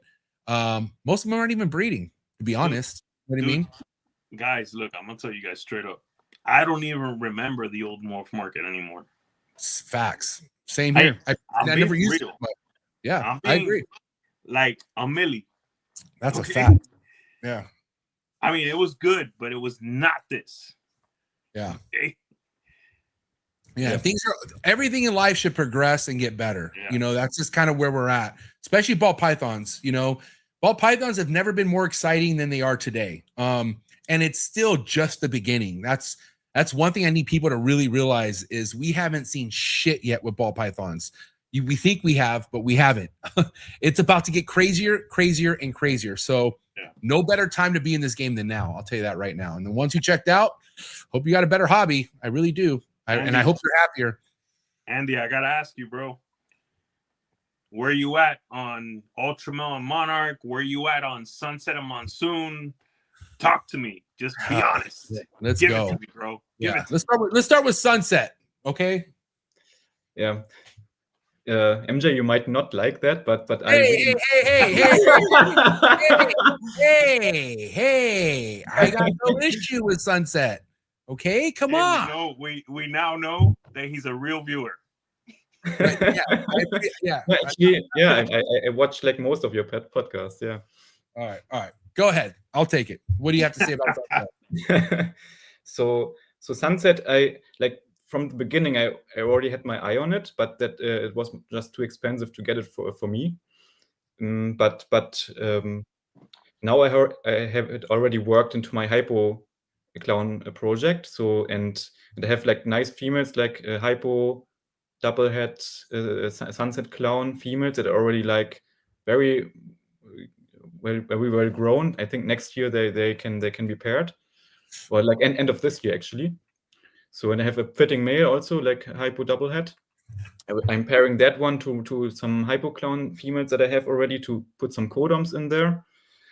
So to make some like combo hypo clowns head Sunset. And I think especially now since that I saw how the DG Sunset clown looked like, I'm very like even more excited to see how the hypo version of that will look like. So I think that will be really nice. Hey, so let me ask you this. I know you like the Sunset DG clown. Mm-hmm. I mean, I'm not, I'm okay with it, but you should see it in person. It's the colors. If you had to bet money, is the Sunset hypo clown gonna blow away the Sunset DG clown? Ooh. Probably. Wow. Like you need to have like a good hypo because hypo can vary a lot. But if you have a nice hypo line, I think. Wait! You said Sunset hypo clown will look better than Sunset DG clown, right? Is that what we? Okay. So, and the DG is already like nice. Yeah. I gotta get my ears checked. My bad. Okay, so yeah, I agree, 110%. DG is not touching hypo and Sunset. I'm sorry. Mm-hmm. And I've seen both examples in person. Okay, mm-hmm. Sunset hypo. That's especially a good line of hypo, which a lot of people understand. The lines are everything. Good line of Sunset hypo is going to be untouched with anything DG Sunset. I'm sorry. You know the Sunset breeders. They look at me as Dr. Jekyll and Mr. Hyde with Sunset. Because you're back and forth. But I have to say, I really like a Sunset hypo. A really nice Sunset hypo is a badass animal. So I think that's a really good base right there. Yeah. And if you see just the difference between like a plain hypo and a hypo clown, like just the like color difference, clown just brings so much more color into that. I'm like, I cannot wait to have those heads here. I will say, okay, DJ Sunset ages better with age, but hypo Sunset's fucking beautiful right out the egg. There's no having to wait for it to age to look. It already looks good. Hide it. What? You don't gotta hide it. What do you mean hide what? Oh yeah, hide. Yeah. Oh yeah, you took a shot at Miguel, dog. No, that's my dog. No, I didn't. No. Big dog. That was Emilio. Not it wasn't me, a shot, bro. It was a shot. It's what happened. 6 months. 6 months to show it. That's damn, my dog, bro. That's my dog. That wasn't a shot. He's for sure not coming back to a Monday episode now.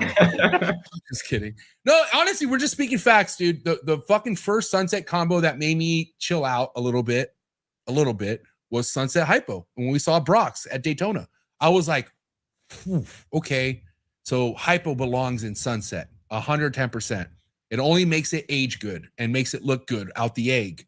And again, we'll talk about a solid fucking base, like a solid double recessive base, dude, I hope people's hypo is going into sunset. And you know, again, I think DG sunset has room for growth. I really do. But if we're gonna compare these two, hypo sunset smokes sunset DG.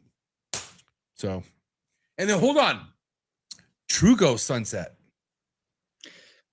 Yeah, depends how Exantic and Sunset will. But I feel a lot better if Amelia was like, "Yo, MJ, True Ghost Sunset, that's my baby." I would be like, "I feel a lot better for you, Emilio."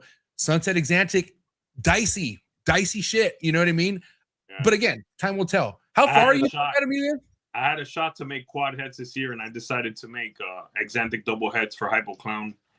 So next year, next year I could do that. And anyway, listen, I'm gonna be honest with you. I gotta see the Exantic sunset first. Hey, keeping it 100%. Keeping it 100. But hopefully people won't hide it then, because I heard that. Imagine you hit that thing, and you're like, Andi saying something. Wait, somebody's hiding it, Andi? You said?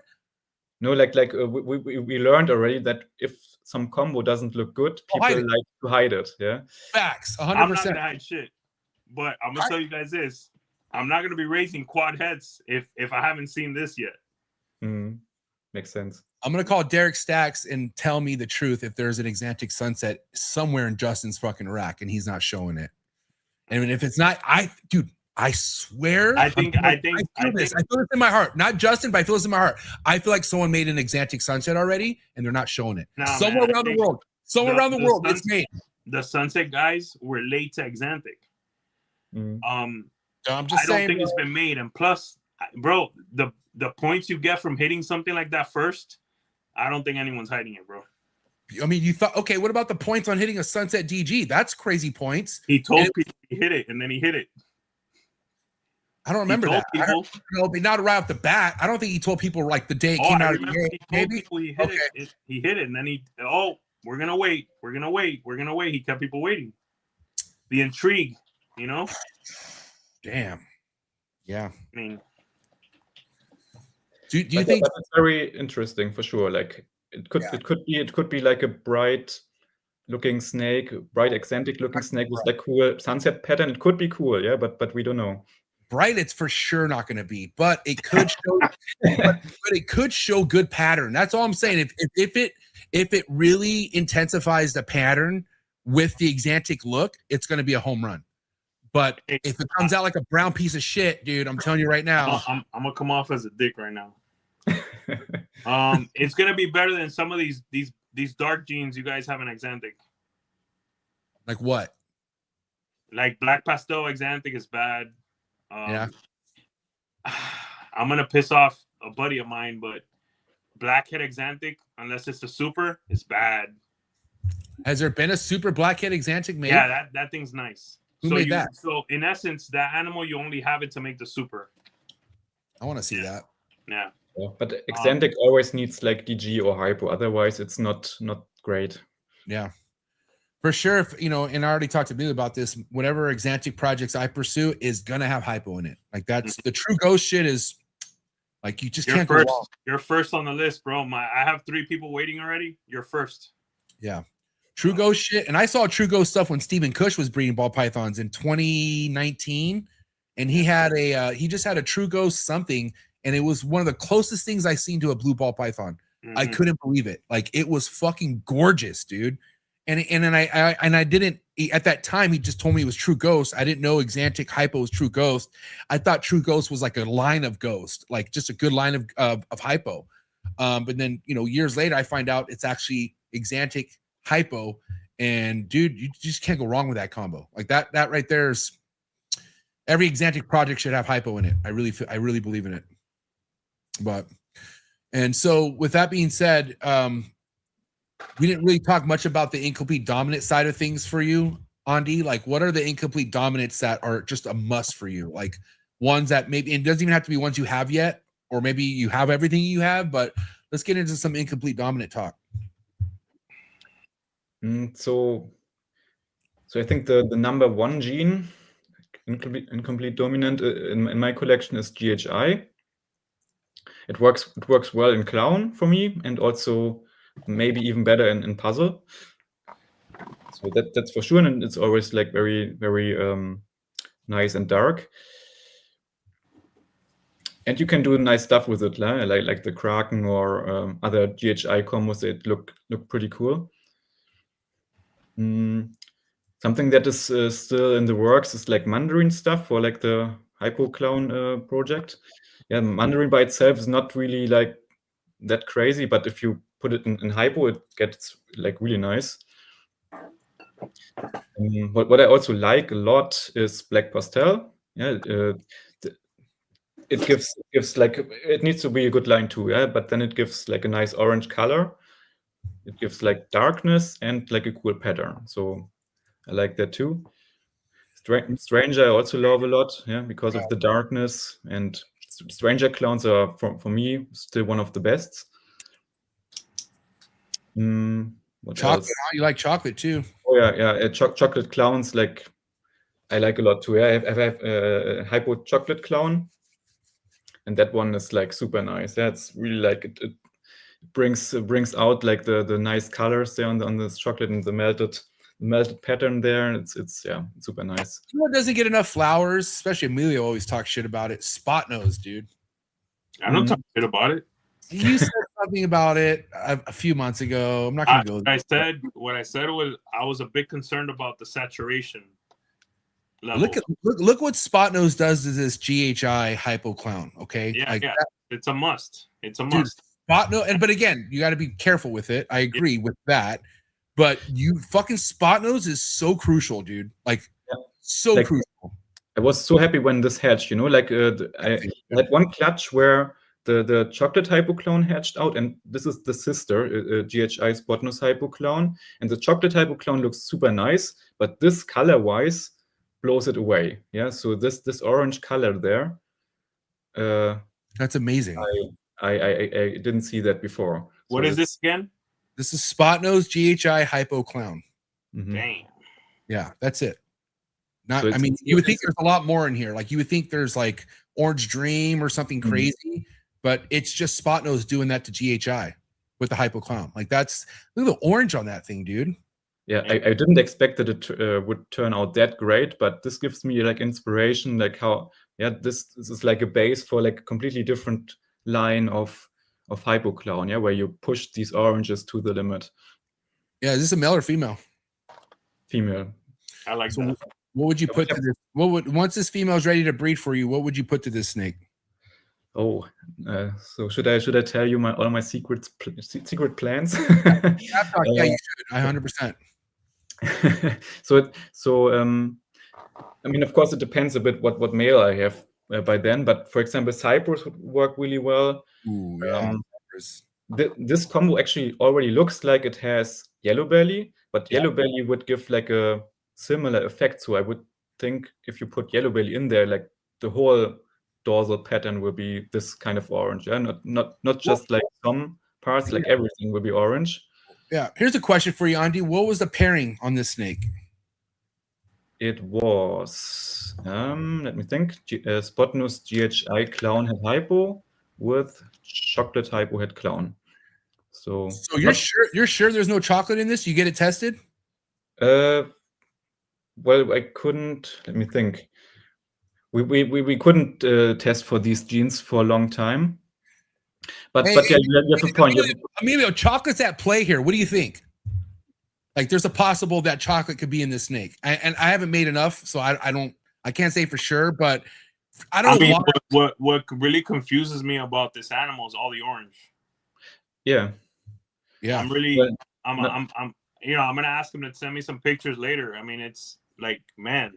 I asked him about shed testing. Go ahead and continue, Andi. I'm sorry. Yeah. So why I don't think that chocolate is there. I mean, it could still be. I can test that. Is that the Dark Knight? I was actually aiming with that clutch to hit like a Hypo Dark Knight. Yeah. But in my, because this has chocolate for sure in it. Yeah, that's no doubt. Yeah. But again, look at the orange that chocolate does. Look at the orange that putting into the And spot nose, there's clearly no spot nose in this snake, but Yeah. spot nose does crazy shit, bro. yeah, Spot bro. nose Hey, I breaks think a lot. I I think think there MJ's might be right. chocolate. I think MJ's right.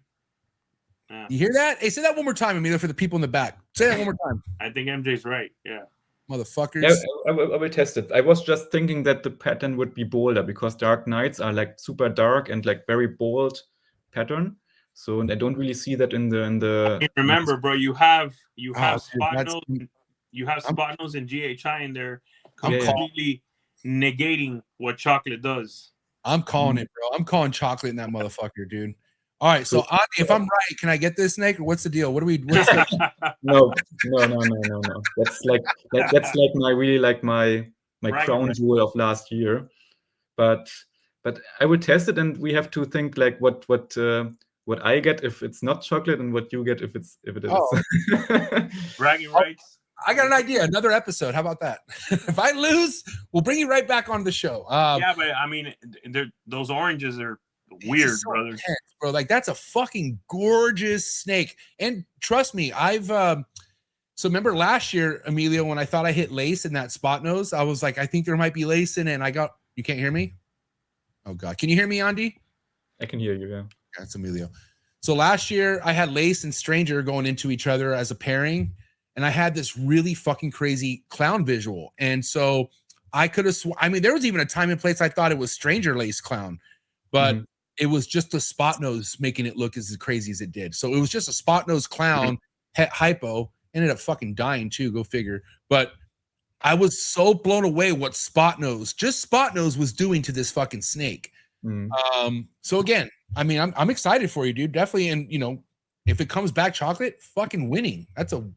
I mean, either way, that's a gorgeous snake. Yeah, Like, I mean, I would be even more happy, yeah, because I wanted the Dark Knight. So yeah, would be happy about both. what's in a Dark Knight? Remind me what's in a Dark Knight. Dark Knight is the chocolate spot nose clown. So that was one of the first signature animals that Justin brought out already quite a lot of years ago. But that one is super dark. Like there's almost the whole body is covered in the dorsal pattern, yeah, and the teardrops. So it's so dark. So how are you utilizing shed testing right now? Because I know it's in Europe now with Devin and Teresa doing that collaboration with RGI and coming out with that new company that you could shed test. Are you all over it, or how are you shed testing? No, like we had it already before. So now we have two companies here. But now with Devin and Teresa, we have like more genes and the turnaround times are faster. Yeah. So now that there's like a enemy, so to say, enemy company. Enemy I like it. Competition is the right word. No. We'll go with the Germany version. You said enemy, motherfucker. Okay, yeah, whatever. It's all good. I'm kidding. So we have now the two companies, and that's why the one who was there before, the name is ProHerber.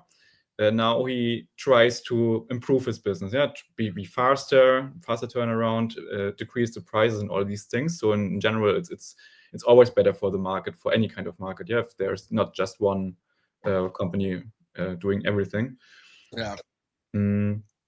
So yeah. Since you have sheds ready to go that you want to turn in right now, or what are you doing with it? Right now, not but when my hatchling season starts, then I always wait there for them to shed, and then whatever is pos or where I'm not sure, then I test everything. Yeah, and also like this, like the past 2 years, I learned a lot the hard way that you should test what you buy too. Yeah, even if you trust the people. Yeah, I got 2 cases where the animals tested negative for what I actually bought them for, and that really like put me back a lot in those projects. Well, let's talk about that. What genes were they getting tested for? What were they? So one was actually 3. So one was a lace animal, combo lace head clown that I bought, I think 3 or more years ago already, like right at the beginning. From here, was it from here or over there? Yeah, I bought it from the US. And then it turned out it's not lace, and that was like a very big bummer. Did you reach out? I'm just curious. Even I know it's been 3 years, but did you just reach out to the person and say, "Hey, by the way, there's no lace into this"? And how did they receive it? What was their reaction? Yeah, so first they made me wait, and they say they will like compensate somehow, and then I think a year later I then came back and was like, okay, I need something more powerful now, and give me something now that is like good. A year later, and then they didn't have anything that was like powerful enough, and then at least they refunded me the money I spent with them. Yeah, that's good. That's pretty good. Of course, it's still not making up with the clutches I made incorrectly and the time I lost, but it's still better than just ghosting me. I was gonna say we'll get to Amelia right now, but I have a grill that's nice and hot right now. So if that motherfucker didn't refund you or ghosted you, we would have put him on the Barbie. You know what I mean? Yeah, no, that is good. Emilio. I wanna remind anyone out there that's in the market for lace stuff. If it doesn't come with a test, do not buy the animal. Fact. It is now when Andi bought that animal, there was no test. Yeah. And people thought they could ID this shit. Now lace is hard. The top guys, everyone is testing lace. Yep. You know, there's guys in the Northeast that think they could get away with selling, stuff they ID. They're fucking up. All right, guys, no one out there, do not buy an animal that is being, shopped as lace without a test. Don't do it. You're gonna pay for it. I'm telling you. I mean, I think any gene that's at question, you should, if you're buying it, the breeder should test it for you. Especially if you're like, hey, I'll pay for it. Just test it for me, please. And not only that, most high-end animals now are going to be fully tested. Yeah, because otherwise you're going to struggle in this game by not doing that, because that is a certificate basically. Like, lace, you better believe they better test that animal. If not, look, we're going to do our best on this podcast to make sure nobody gets banged. That's it. Friends of mine have gotten banged by people selling lace, and it's not tested. Oh, I can't test. I don't have time. Yeah, I have too many animals, bro. Don't sell them then. Yep. Plain and simple. It's not enough for you to say, oh, I'm gonna give a credit to them having to spend more money with you. Like, come on, bro. If you don't got something right then and there to make it right, fucking give them money back or something. Yeah. Simple as that. What other genes were they that came back negative? Was it just lace, or was there other stuff too? No, so the second thing that was like really was really bad for me this season was I bought like a chocolate DG head puzzle male from the US. It wasn't a head puzzle. And I tested it, and it tested negative for chocolate, and it tested negative for puzzle. Oh my God. So it's just a DG male. So what? Justin did it? I'm just kidding. No. Okay, time out. Was this a snake from the United States as well? Yeah.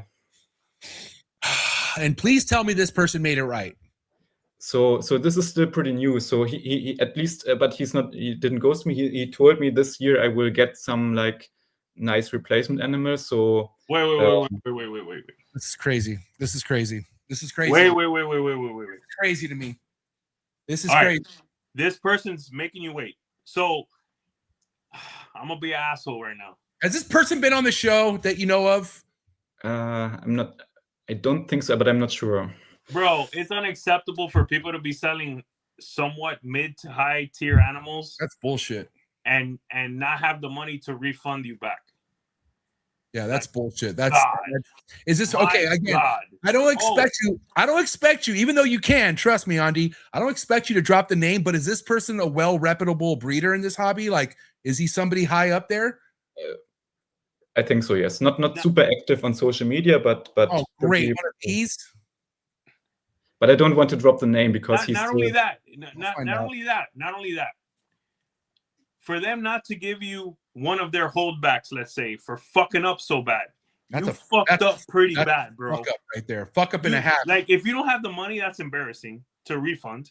Second, if you can't take care of the customer with something that's valuable to you, like, bro, I don't know. I question people like that, bro. I think they're terrible. I think especially sending it overseas too. Like you're sending it to somebody who's not, dude. Oh my god, you probably shouldn't be in business if you don't care to take care of this guy that knows a bunch of people that could really hurt your business in the background.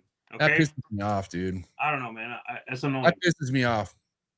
Yeah. Sorry, Andy. Sorry, Sorry, Andi. I want to have hit like visual, double visual DG puzzles with chocolate with it already this season, but now I can't. Yeah.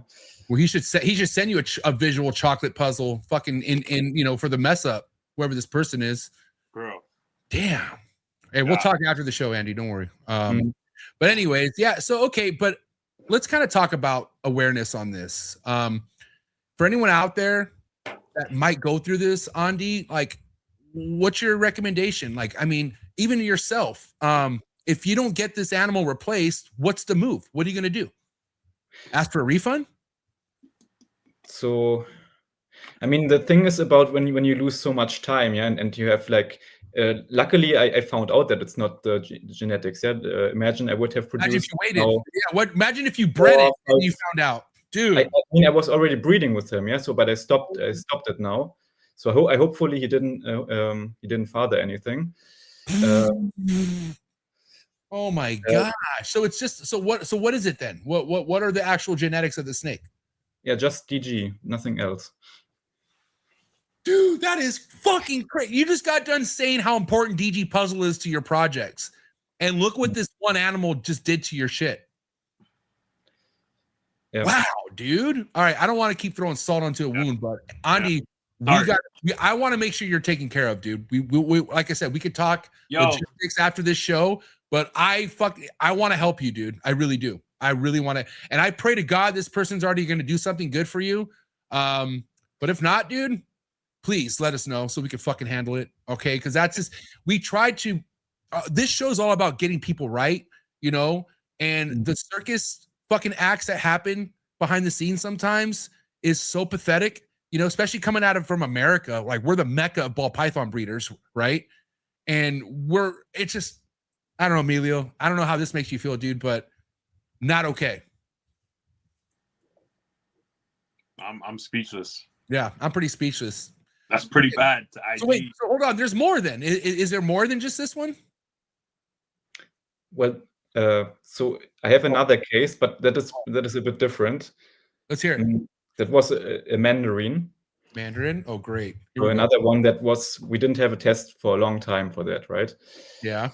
Now I know that the male, it was also a male. It actually had Mandarin, but I had no idea how to ID the Mandarins. I actually grew the babies up for a year because the breeder told me, I got it from, you need to grow them up like a lot to be sure.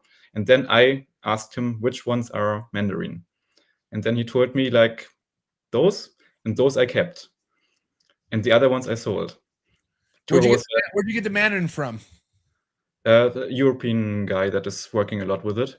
Oh, thank God America got a break on that one. Jesus Christ. Fuck. So now get this. I thought that I have animals like Mandarin hypo head clown and yellow belly Mandarin hypo head clown and these things that are super like valuable, and high end. So now that the test came out, I tested everything. Okay. Not one animal proved Mandarin. Fuck, dude. Hey, what's your problem with Andi, guys? Why are you doing our friend like this? That is crazy, Andi. So you raise these fucking babies up for a year just to find out the original sire does not have Mandarin in it. The original, yes, but all the babies that the breeder I relied on, where I got the male from, told me that those are Mandarin, are not. So you got lucky. You got lucky that you even got a Mandarin because this guy doesn't even know how to fucking pick the Mandarins. No. But again, Mandarin is not that easy though, right? I mean, especially without hypo or anything. Do these have hypo, the babies, or no? So somewhere visual hypo. I think Mandarin hypo is easy to ID. So if this guy was not able to look at a fucking Mandarin a Mandarin hypo combo and see that there's not Mandarin in it, damn. Yeah. Damn it, dude. Damn it. All right, let's make this happy again. I don't know. Hold on. I still want to be pissed. I'm just kidding.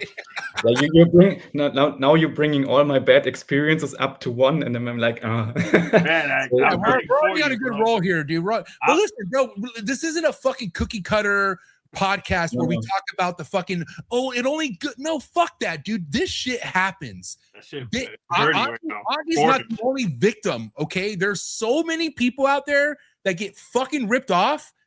And this is why we go hard in the paint on this show, bro, because we try to create awareness. We don't want motherfuckers to have to take a hit like this because some people, Andi, pack it up and say, why am I going to be a part of something like this where I've had 3 terrible experiences?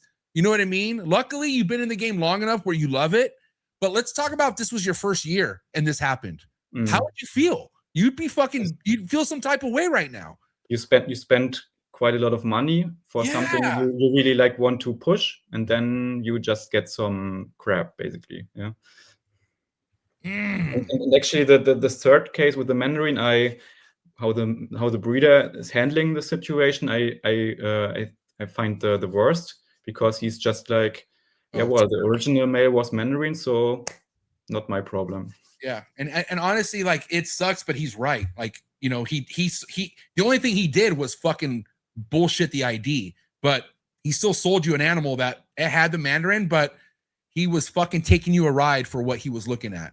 Mm. And again, we don't know if that was that malicious, or is his ID just really terrible? And from what you know of, does this European breeder have a good name in the game? Is he somebody that's been around for a while, or is he kind of just like unknown? I know he's in there for probably like 20 years or more. Oh, And he has a good reputation, but some other people now already told me that his ID skills aren't the best.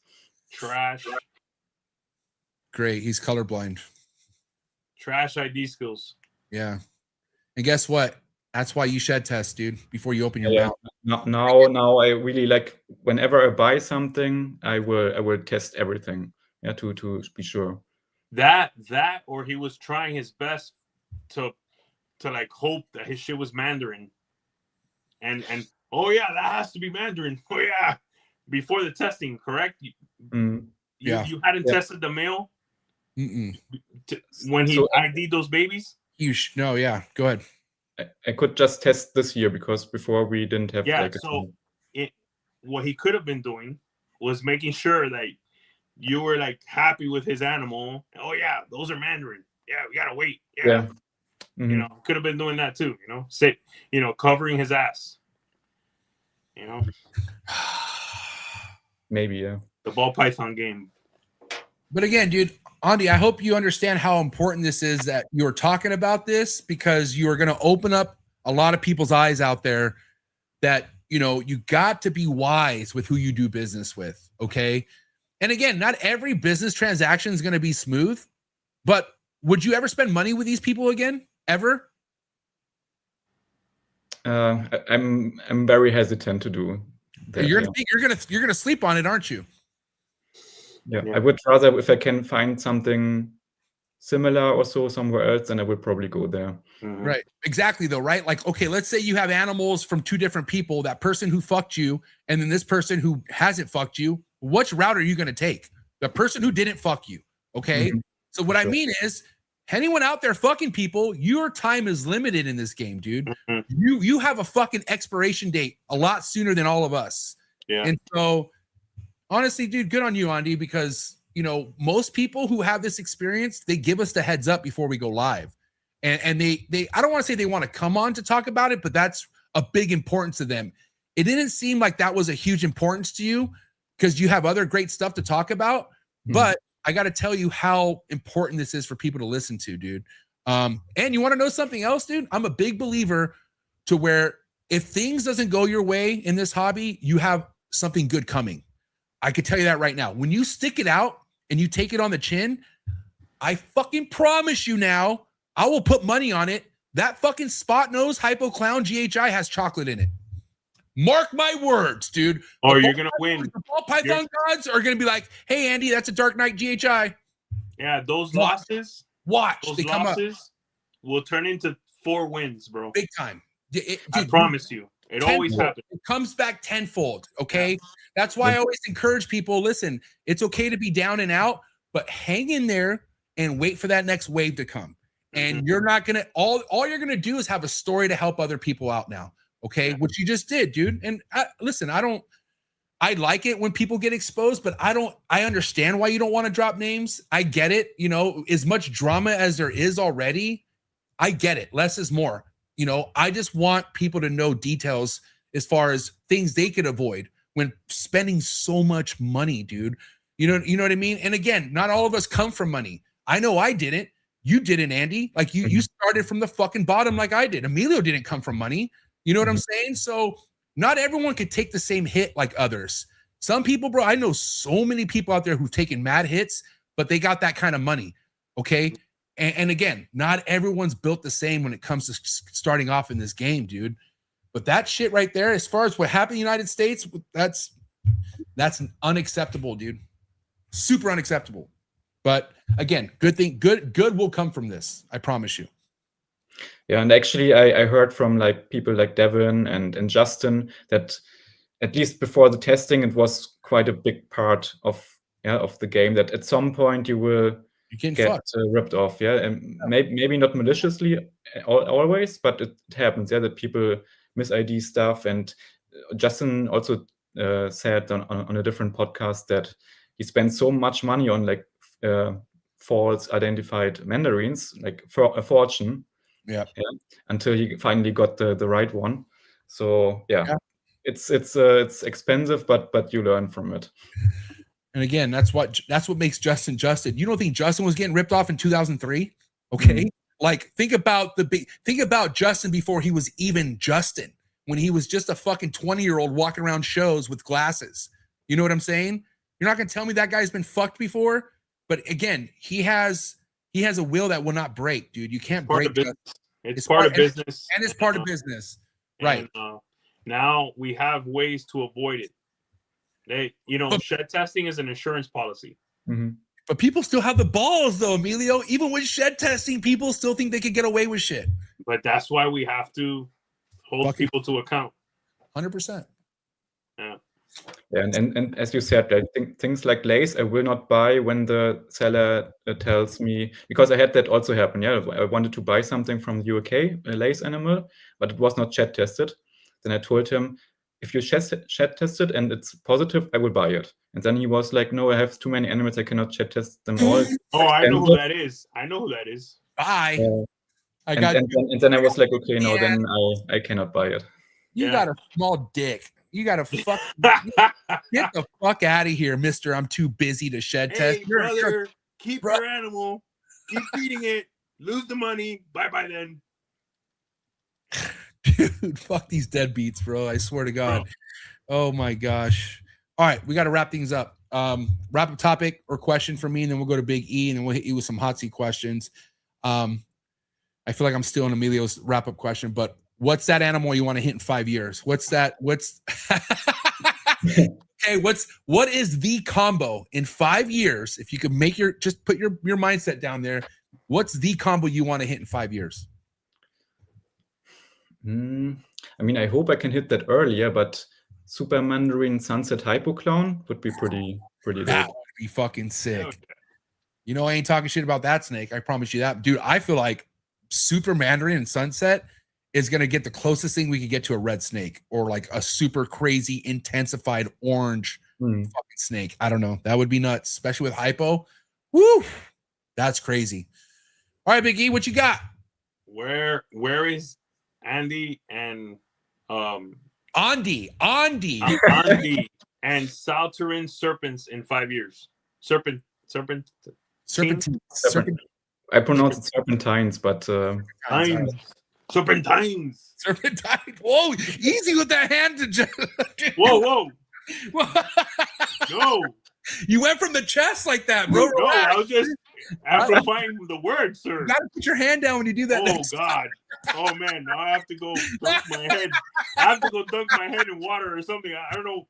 I have to rewind this. Oh shit. Like God. Oh my God. Thank God he's Cuban, dude. Holy shit.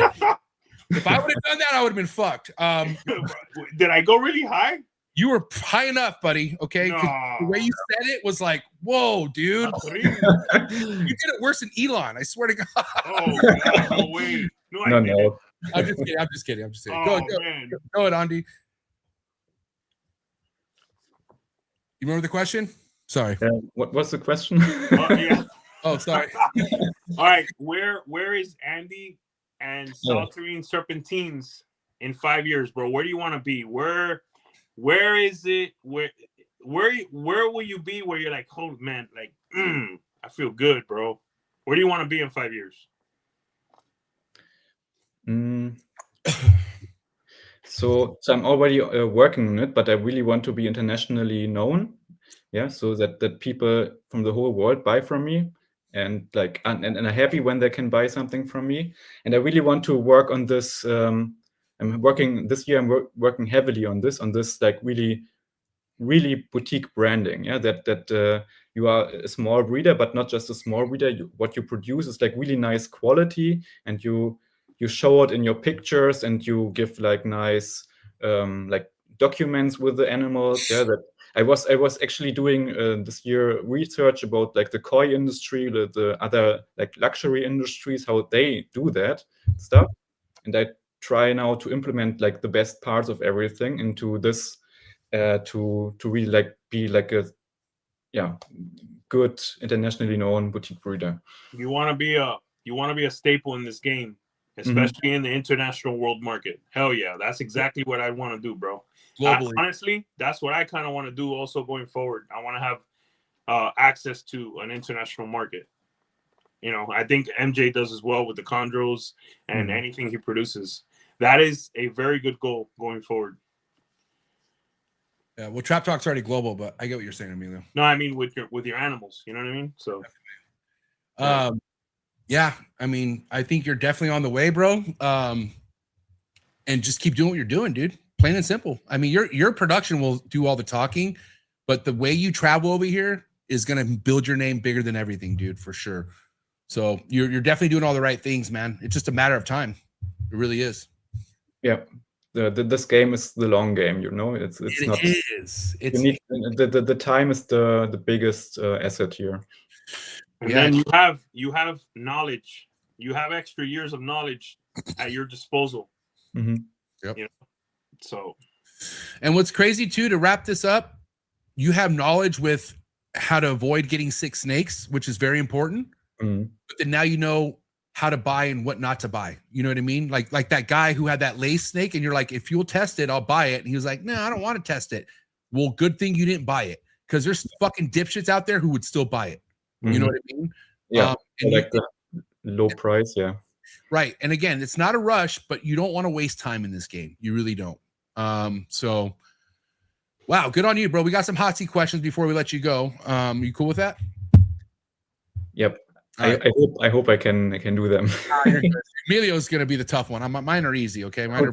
I'm actually kind of scared of his questions. If I can remember like all the stuff. I get scared for the guest every time. Here we go. Hot seat questions for Andi. Faster the better. You ready? Yep. All right. First thing you would feed a baby ball python.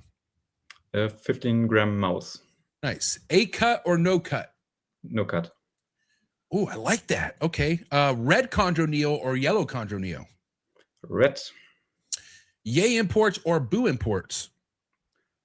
So ball python imports yay. Like wild caught ones, boo. So no wild caughts, yes to captive bred. Okay, got it. To spray or mist a ball python, or to never spray and mist a ball python? Spray. Thank God. Yay sports or boo sports? To watch boo, to do by yourself, yay. Okay, what's a favorite sport you like to do? Rodent cleaning. That's a sport. I know you got to be good at that shit. That's a legit sport. I'm scared. Yeah, actually, yes. Yeah, I'm not even gonna push back on that. Steak or fish? Steak. Favorite genre of music? Oh, I like actually to have like a mix of very different styles, like Latin music, okay, Japanese rock, classic. Japanese rock? Yeah. I gotta look that one up. Like, is it metal or is it like classic rock? What kind of rock is it? No, it's more Screaming or no screaming? everything exists actually, but I like more the classic rock, but just with like Japanese language. Can you speak Japanese? A few words, but I wouldn't call that speak. Yeah. Emilio, we should listen to Japanese rock before we go to Japan. I think that's crucial. We'll get on that. We'll do leg lifts. All right. West Coast rap or East Coast rap? Oh, I don't know what that is. You listen to no rap music? Zero rap? Not really. Like for example, I know Macklemore, but not really. Megan, like Megan Thee Stallion. Wait, what'd you say? Who do you like? Like I know Macklemore, for example. Oh, Macklemore. Okay. So, who's your favorite United States band or rapper or whatever? Like, what's the best music in the United States for you? Oh, that's a good question. First one to come to your head. Damn, Yeah. I don't know. Not a fan of American music. That's crazy. The pop music I like, but I wouldn't say I have some like favorite. Taylor Swift.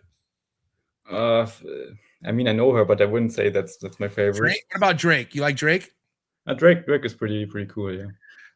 This podcast is going downhill, dude. I'm just kidding. Andy's not living in America. All right, we're almost done. Little word association. You just got to say the first thing that comes to mind. You ready? Yep. Milk. Cow. Substrate. Coco. First time ball python breeder. Newbie. Shed testing. DNA. Least favorite double recessive. Double recessive. Least favorite. So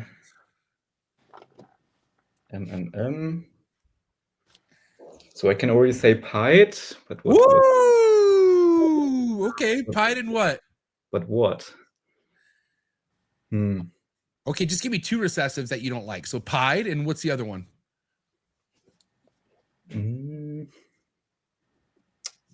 Well, I wouldn't say don't like. I mean, but less important. But for example, like before I saw the Desert Ghost Monsoon Clown, I would say Monsoon. Damn it, dude! You went after Big E on that one. But Desert Ghost Monsoon Clown is really cool. That was for that hand gesture. Way to go, Emilio. All right, favorite incomplete dominant. Favorite. GHI. Okay. Last but not least, and then good luck with Emilio. Can't cheat. First thing to come to mind. Coolest reptile network in the world. Trap Talk. Thank you. I don't know why you said it sneaky like that, but I'll take it. I'll take it. All right, bro. This is simple. You got to pick one. That's it. There's no drink you could take. There's nothing. Okay. All right. Clown or puzzle? Clown. Dang. Okay. DG or hypo? Hypo. Yes, sir. Agree there. 2 for 2. Sunset or Exantic? Sunset. You lost me. Sorry. I'm just kidding. Take them out. Take them out of here. Hey, Black Pastel or Stranger? It's a tough one. Stranger. Okay. Hurricane or Cypress? Depends again what you want to do with it, but you got to pick one. Hurricane. Woo. Hurricane. Mm-hmm. Okay. That's a really hard one. That's not easy. Yeah, that's not easy. Kraken or Sunset DG Clown? Oh, man. You're killing me. I will go with Kraken. Yeah, me too. Can't go wrong. Confusion, Spot Nose, Yellow Belly, DG Exantic Clown, or DG Pompeii? The DG Exantic Clown. Nice. Yeah, but that DG Pompeii boy. Yeah. Yeah, both are amazing, but I mean, you're mean by asking that. I'm not a Pompeii guy, but DG Pompeii, woo! Yeah. All right. Yeah, I will take both. True Ghost or DG Exantic? Don't hate me, DG Exantic. What the fuck, dude? Wow, this is crazy. Are you concerned with the yellow ones? All right, Sunset Ultra, or all right, what will be nicer in the end, Sunset Ultra or Sunset Monarch? Well, Sunset Monarch we haven't seen yet, so that's very hard to say. But what would you, if you had to put money, which one's gonna be nicer? Like more orange, I think the Ultramal. Yeah.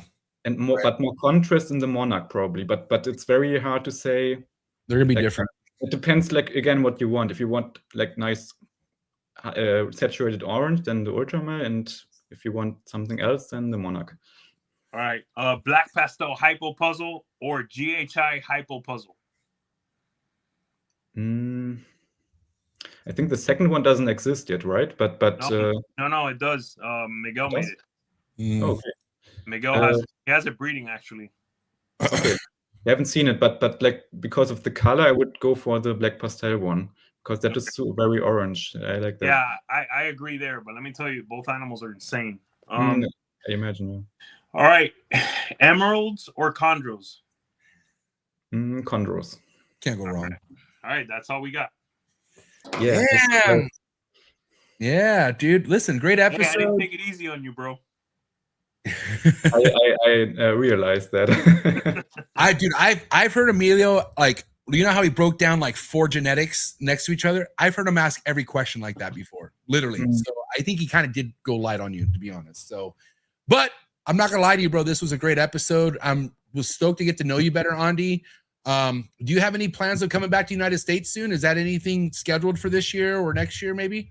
This year not, but because I was there last year. But next year would like to come back to either to Tinley or maybe Bob's show. Oh yeah, Bob's show is sick. But I was gonna say you got to visit the West Coast, bro. If you want to see the beauty of United States, you got to come to California, buddy. You know, hopefully one day. But I'll tell you what, Bob's show.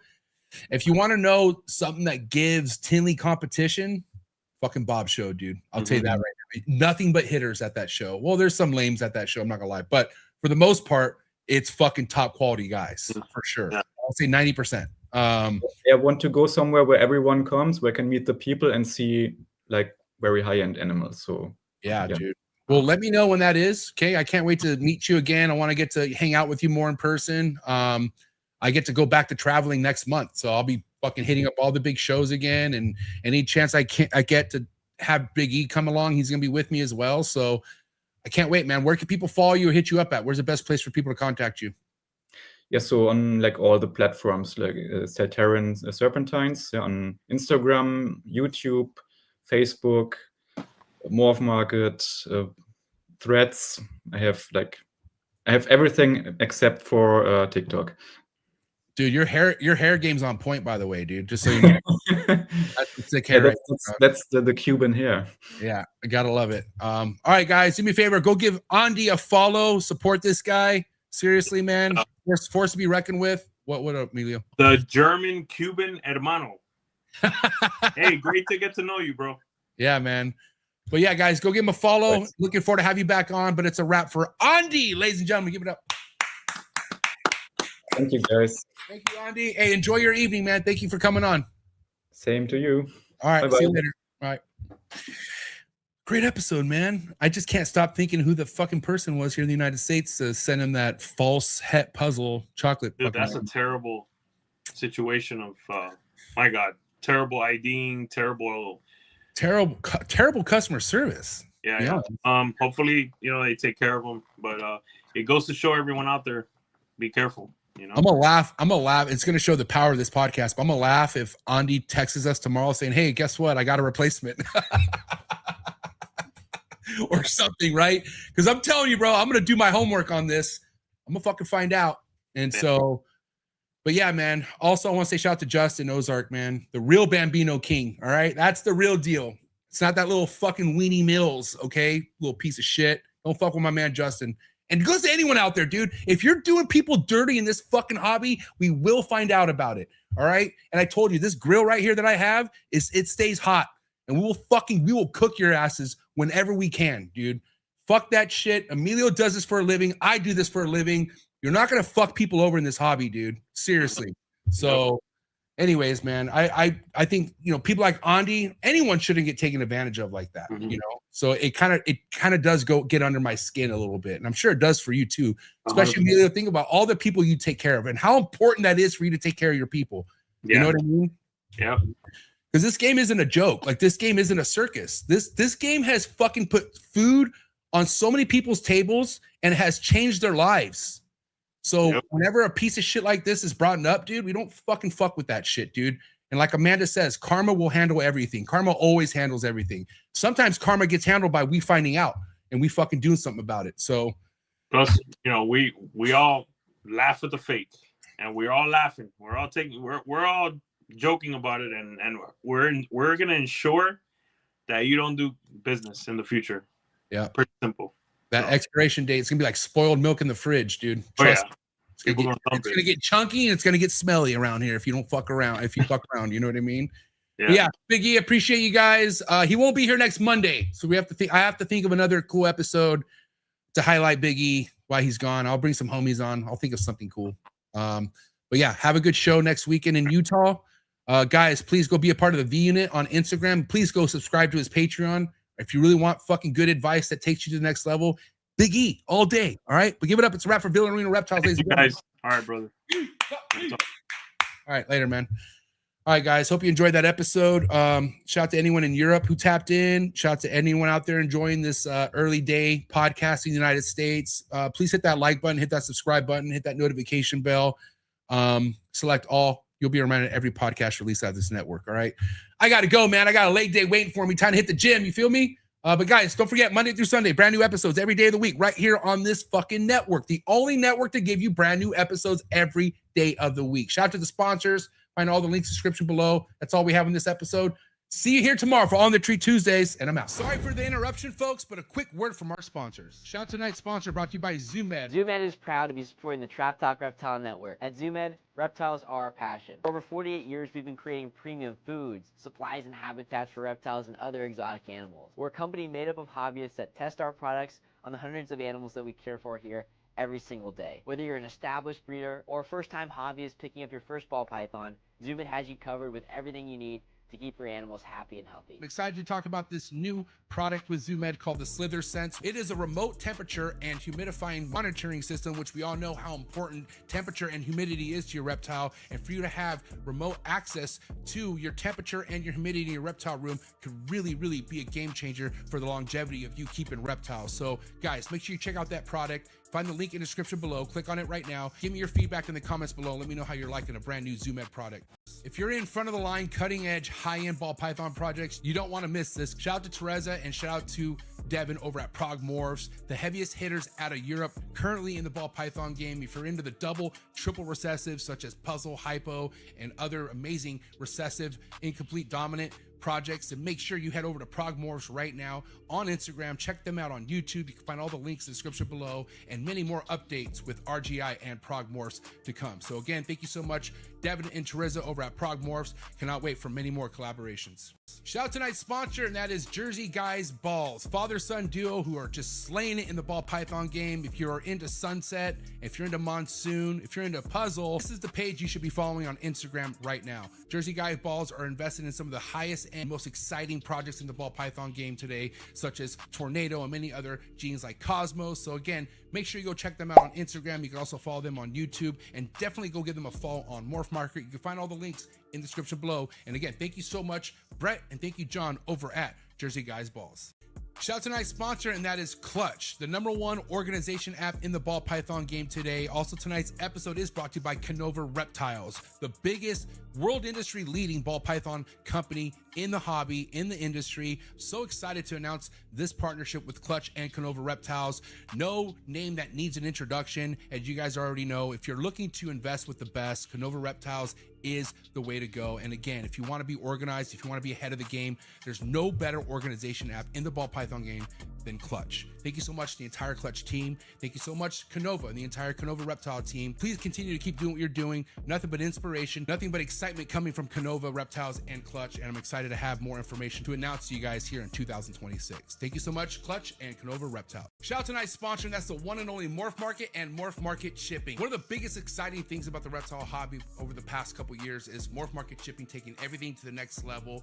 Anything as far as reptile purchasing or selling needs can all be done on Morph Market's website. So I highly suggest you go check it out, especially if you're in the market of purchasing your first, second, or third, or fourth reptile. You can find a bunch of legitimate breeders on Morph Market's platforms. They stand very tall on representing the best breeders we have in the hobby. So don't look anywhere else when it comes to looking for your new reptile. Not to mention, if you're looking for aquatics or your next plant, Morph Market's a spot for you as well. Make sure you head over to morphmarket.com. And the best thing about Morph Market's platform, you could ship directly from their website with Morph Market Shipping. Morph Market Shipping has saved this hobby millions of dollars as a whole. I myself saved thousands with Morph Market Shipping last year due to their insanely cheap rates. So definitely go take advantage of these rates on top of the amazing customer service that comes along with Morph Market Shipping. Shout out to Darian and Zach, and shout out to the entire Morph Market team. So proud to be a part of this team. Thank you so much for Morph Market Shipping and Morph Market, and so excited to announce new Morph Market features that are going to be hitting the reptile hobby real soon, like live sales on Morph Market. Thank you so much, Morph Market and Morph Market Shipping. Thank you for all the fellow support. Thank you so much for anyone who watches the Trap Talk Reptile Network. Hit that like button. If you hit that subscribe button, hit that notification bell, you'll be notified of every new episode dropping here out of the network 7 days a week. And also by hitting that like button, hitting that subscribe button, it pushes this network out to other new keepers coming into the hobby. So by you doing that, it does more than you think. So thank you so much again for all the support. And if you're not already a subscriber, please hit that subscribe button. We're doing big things over here and we really appreciate it.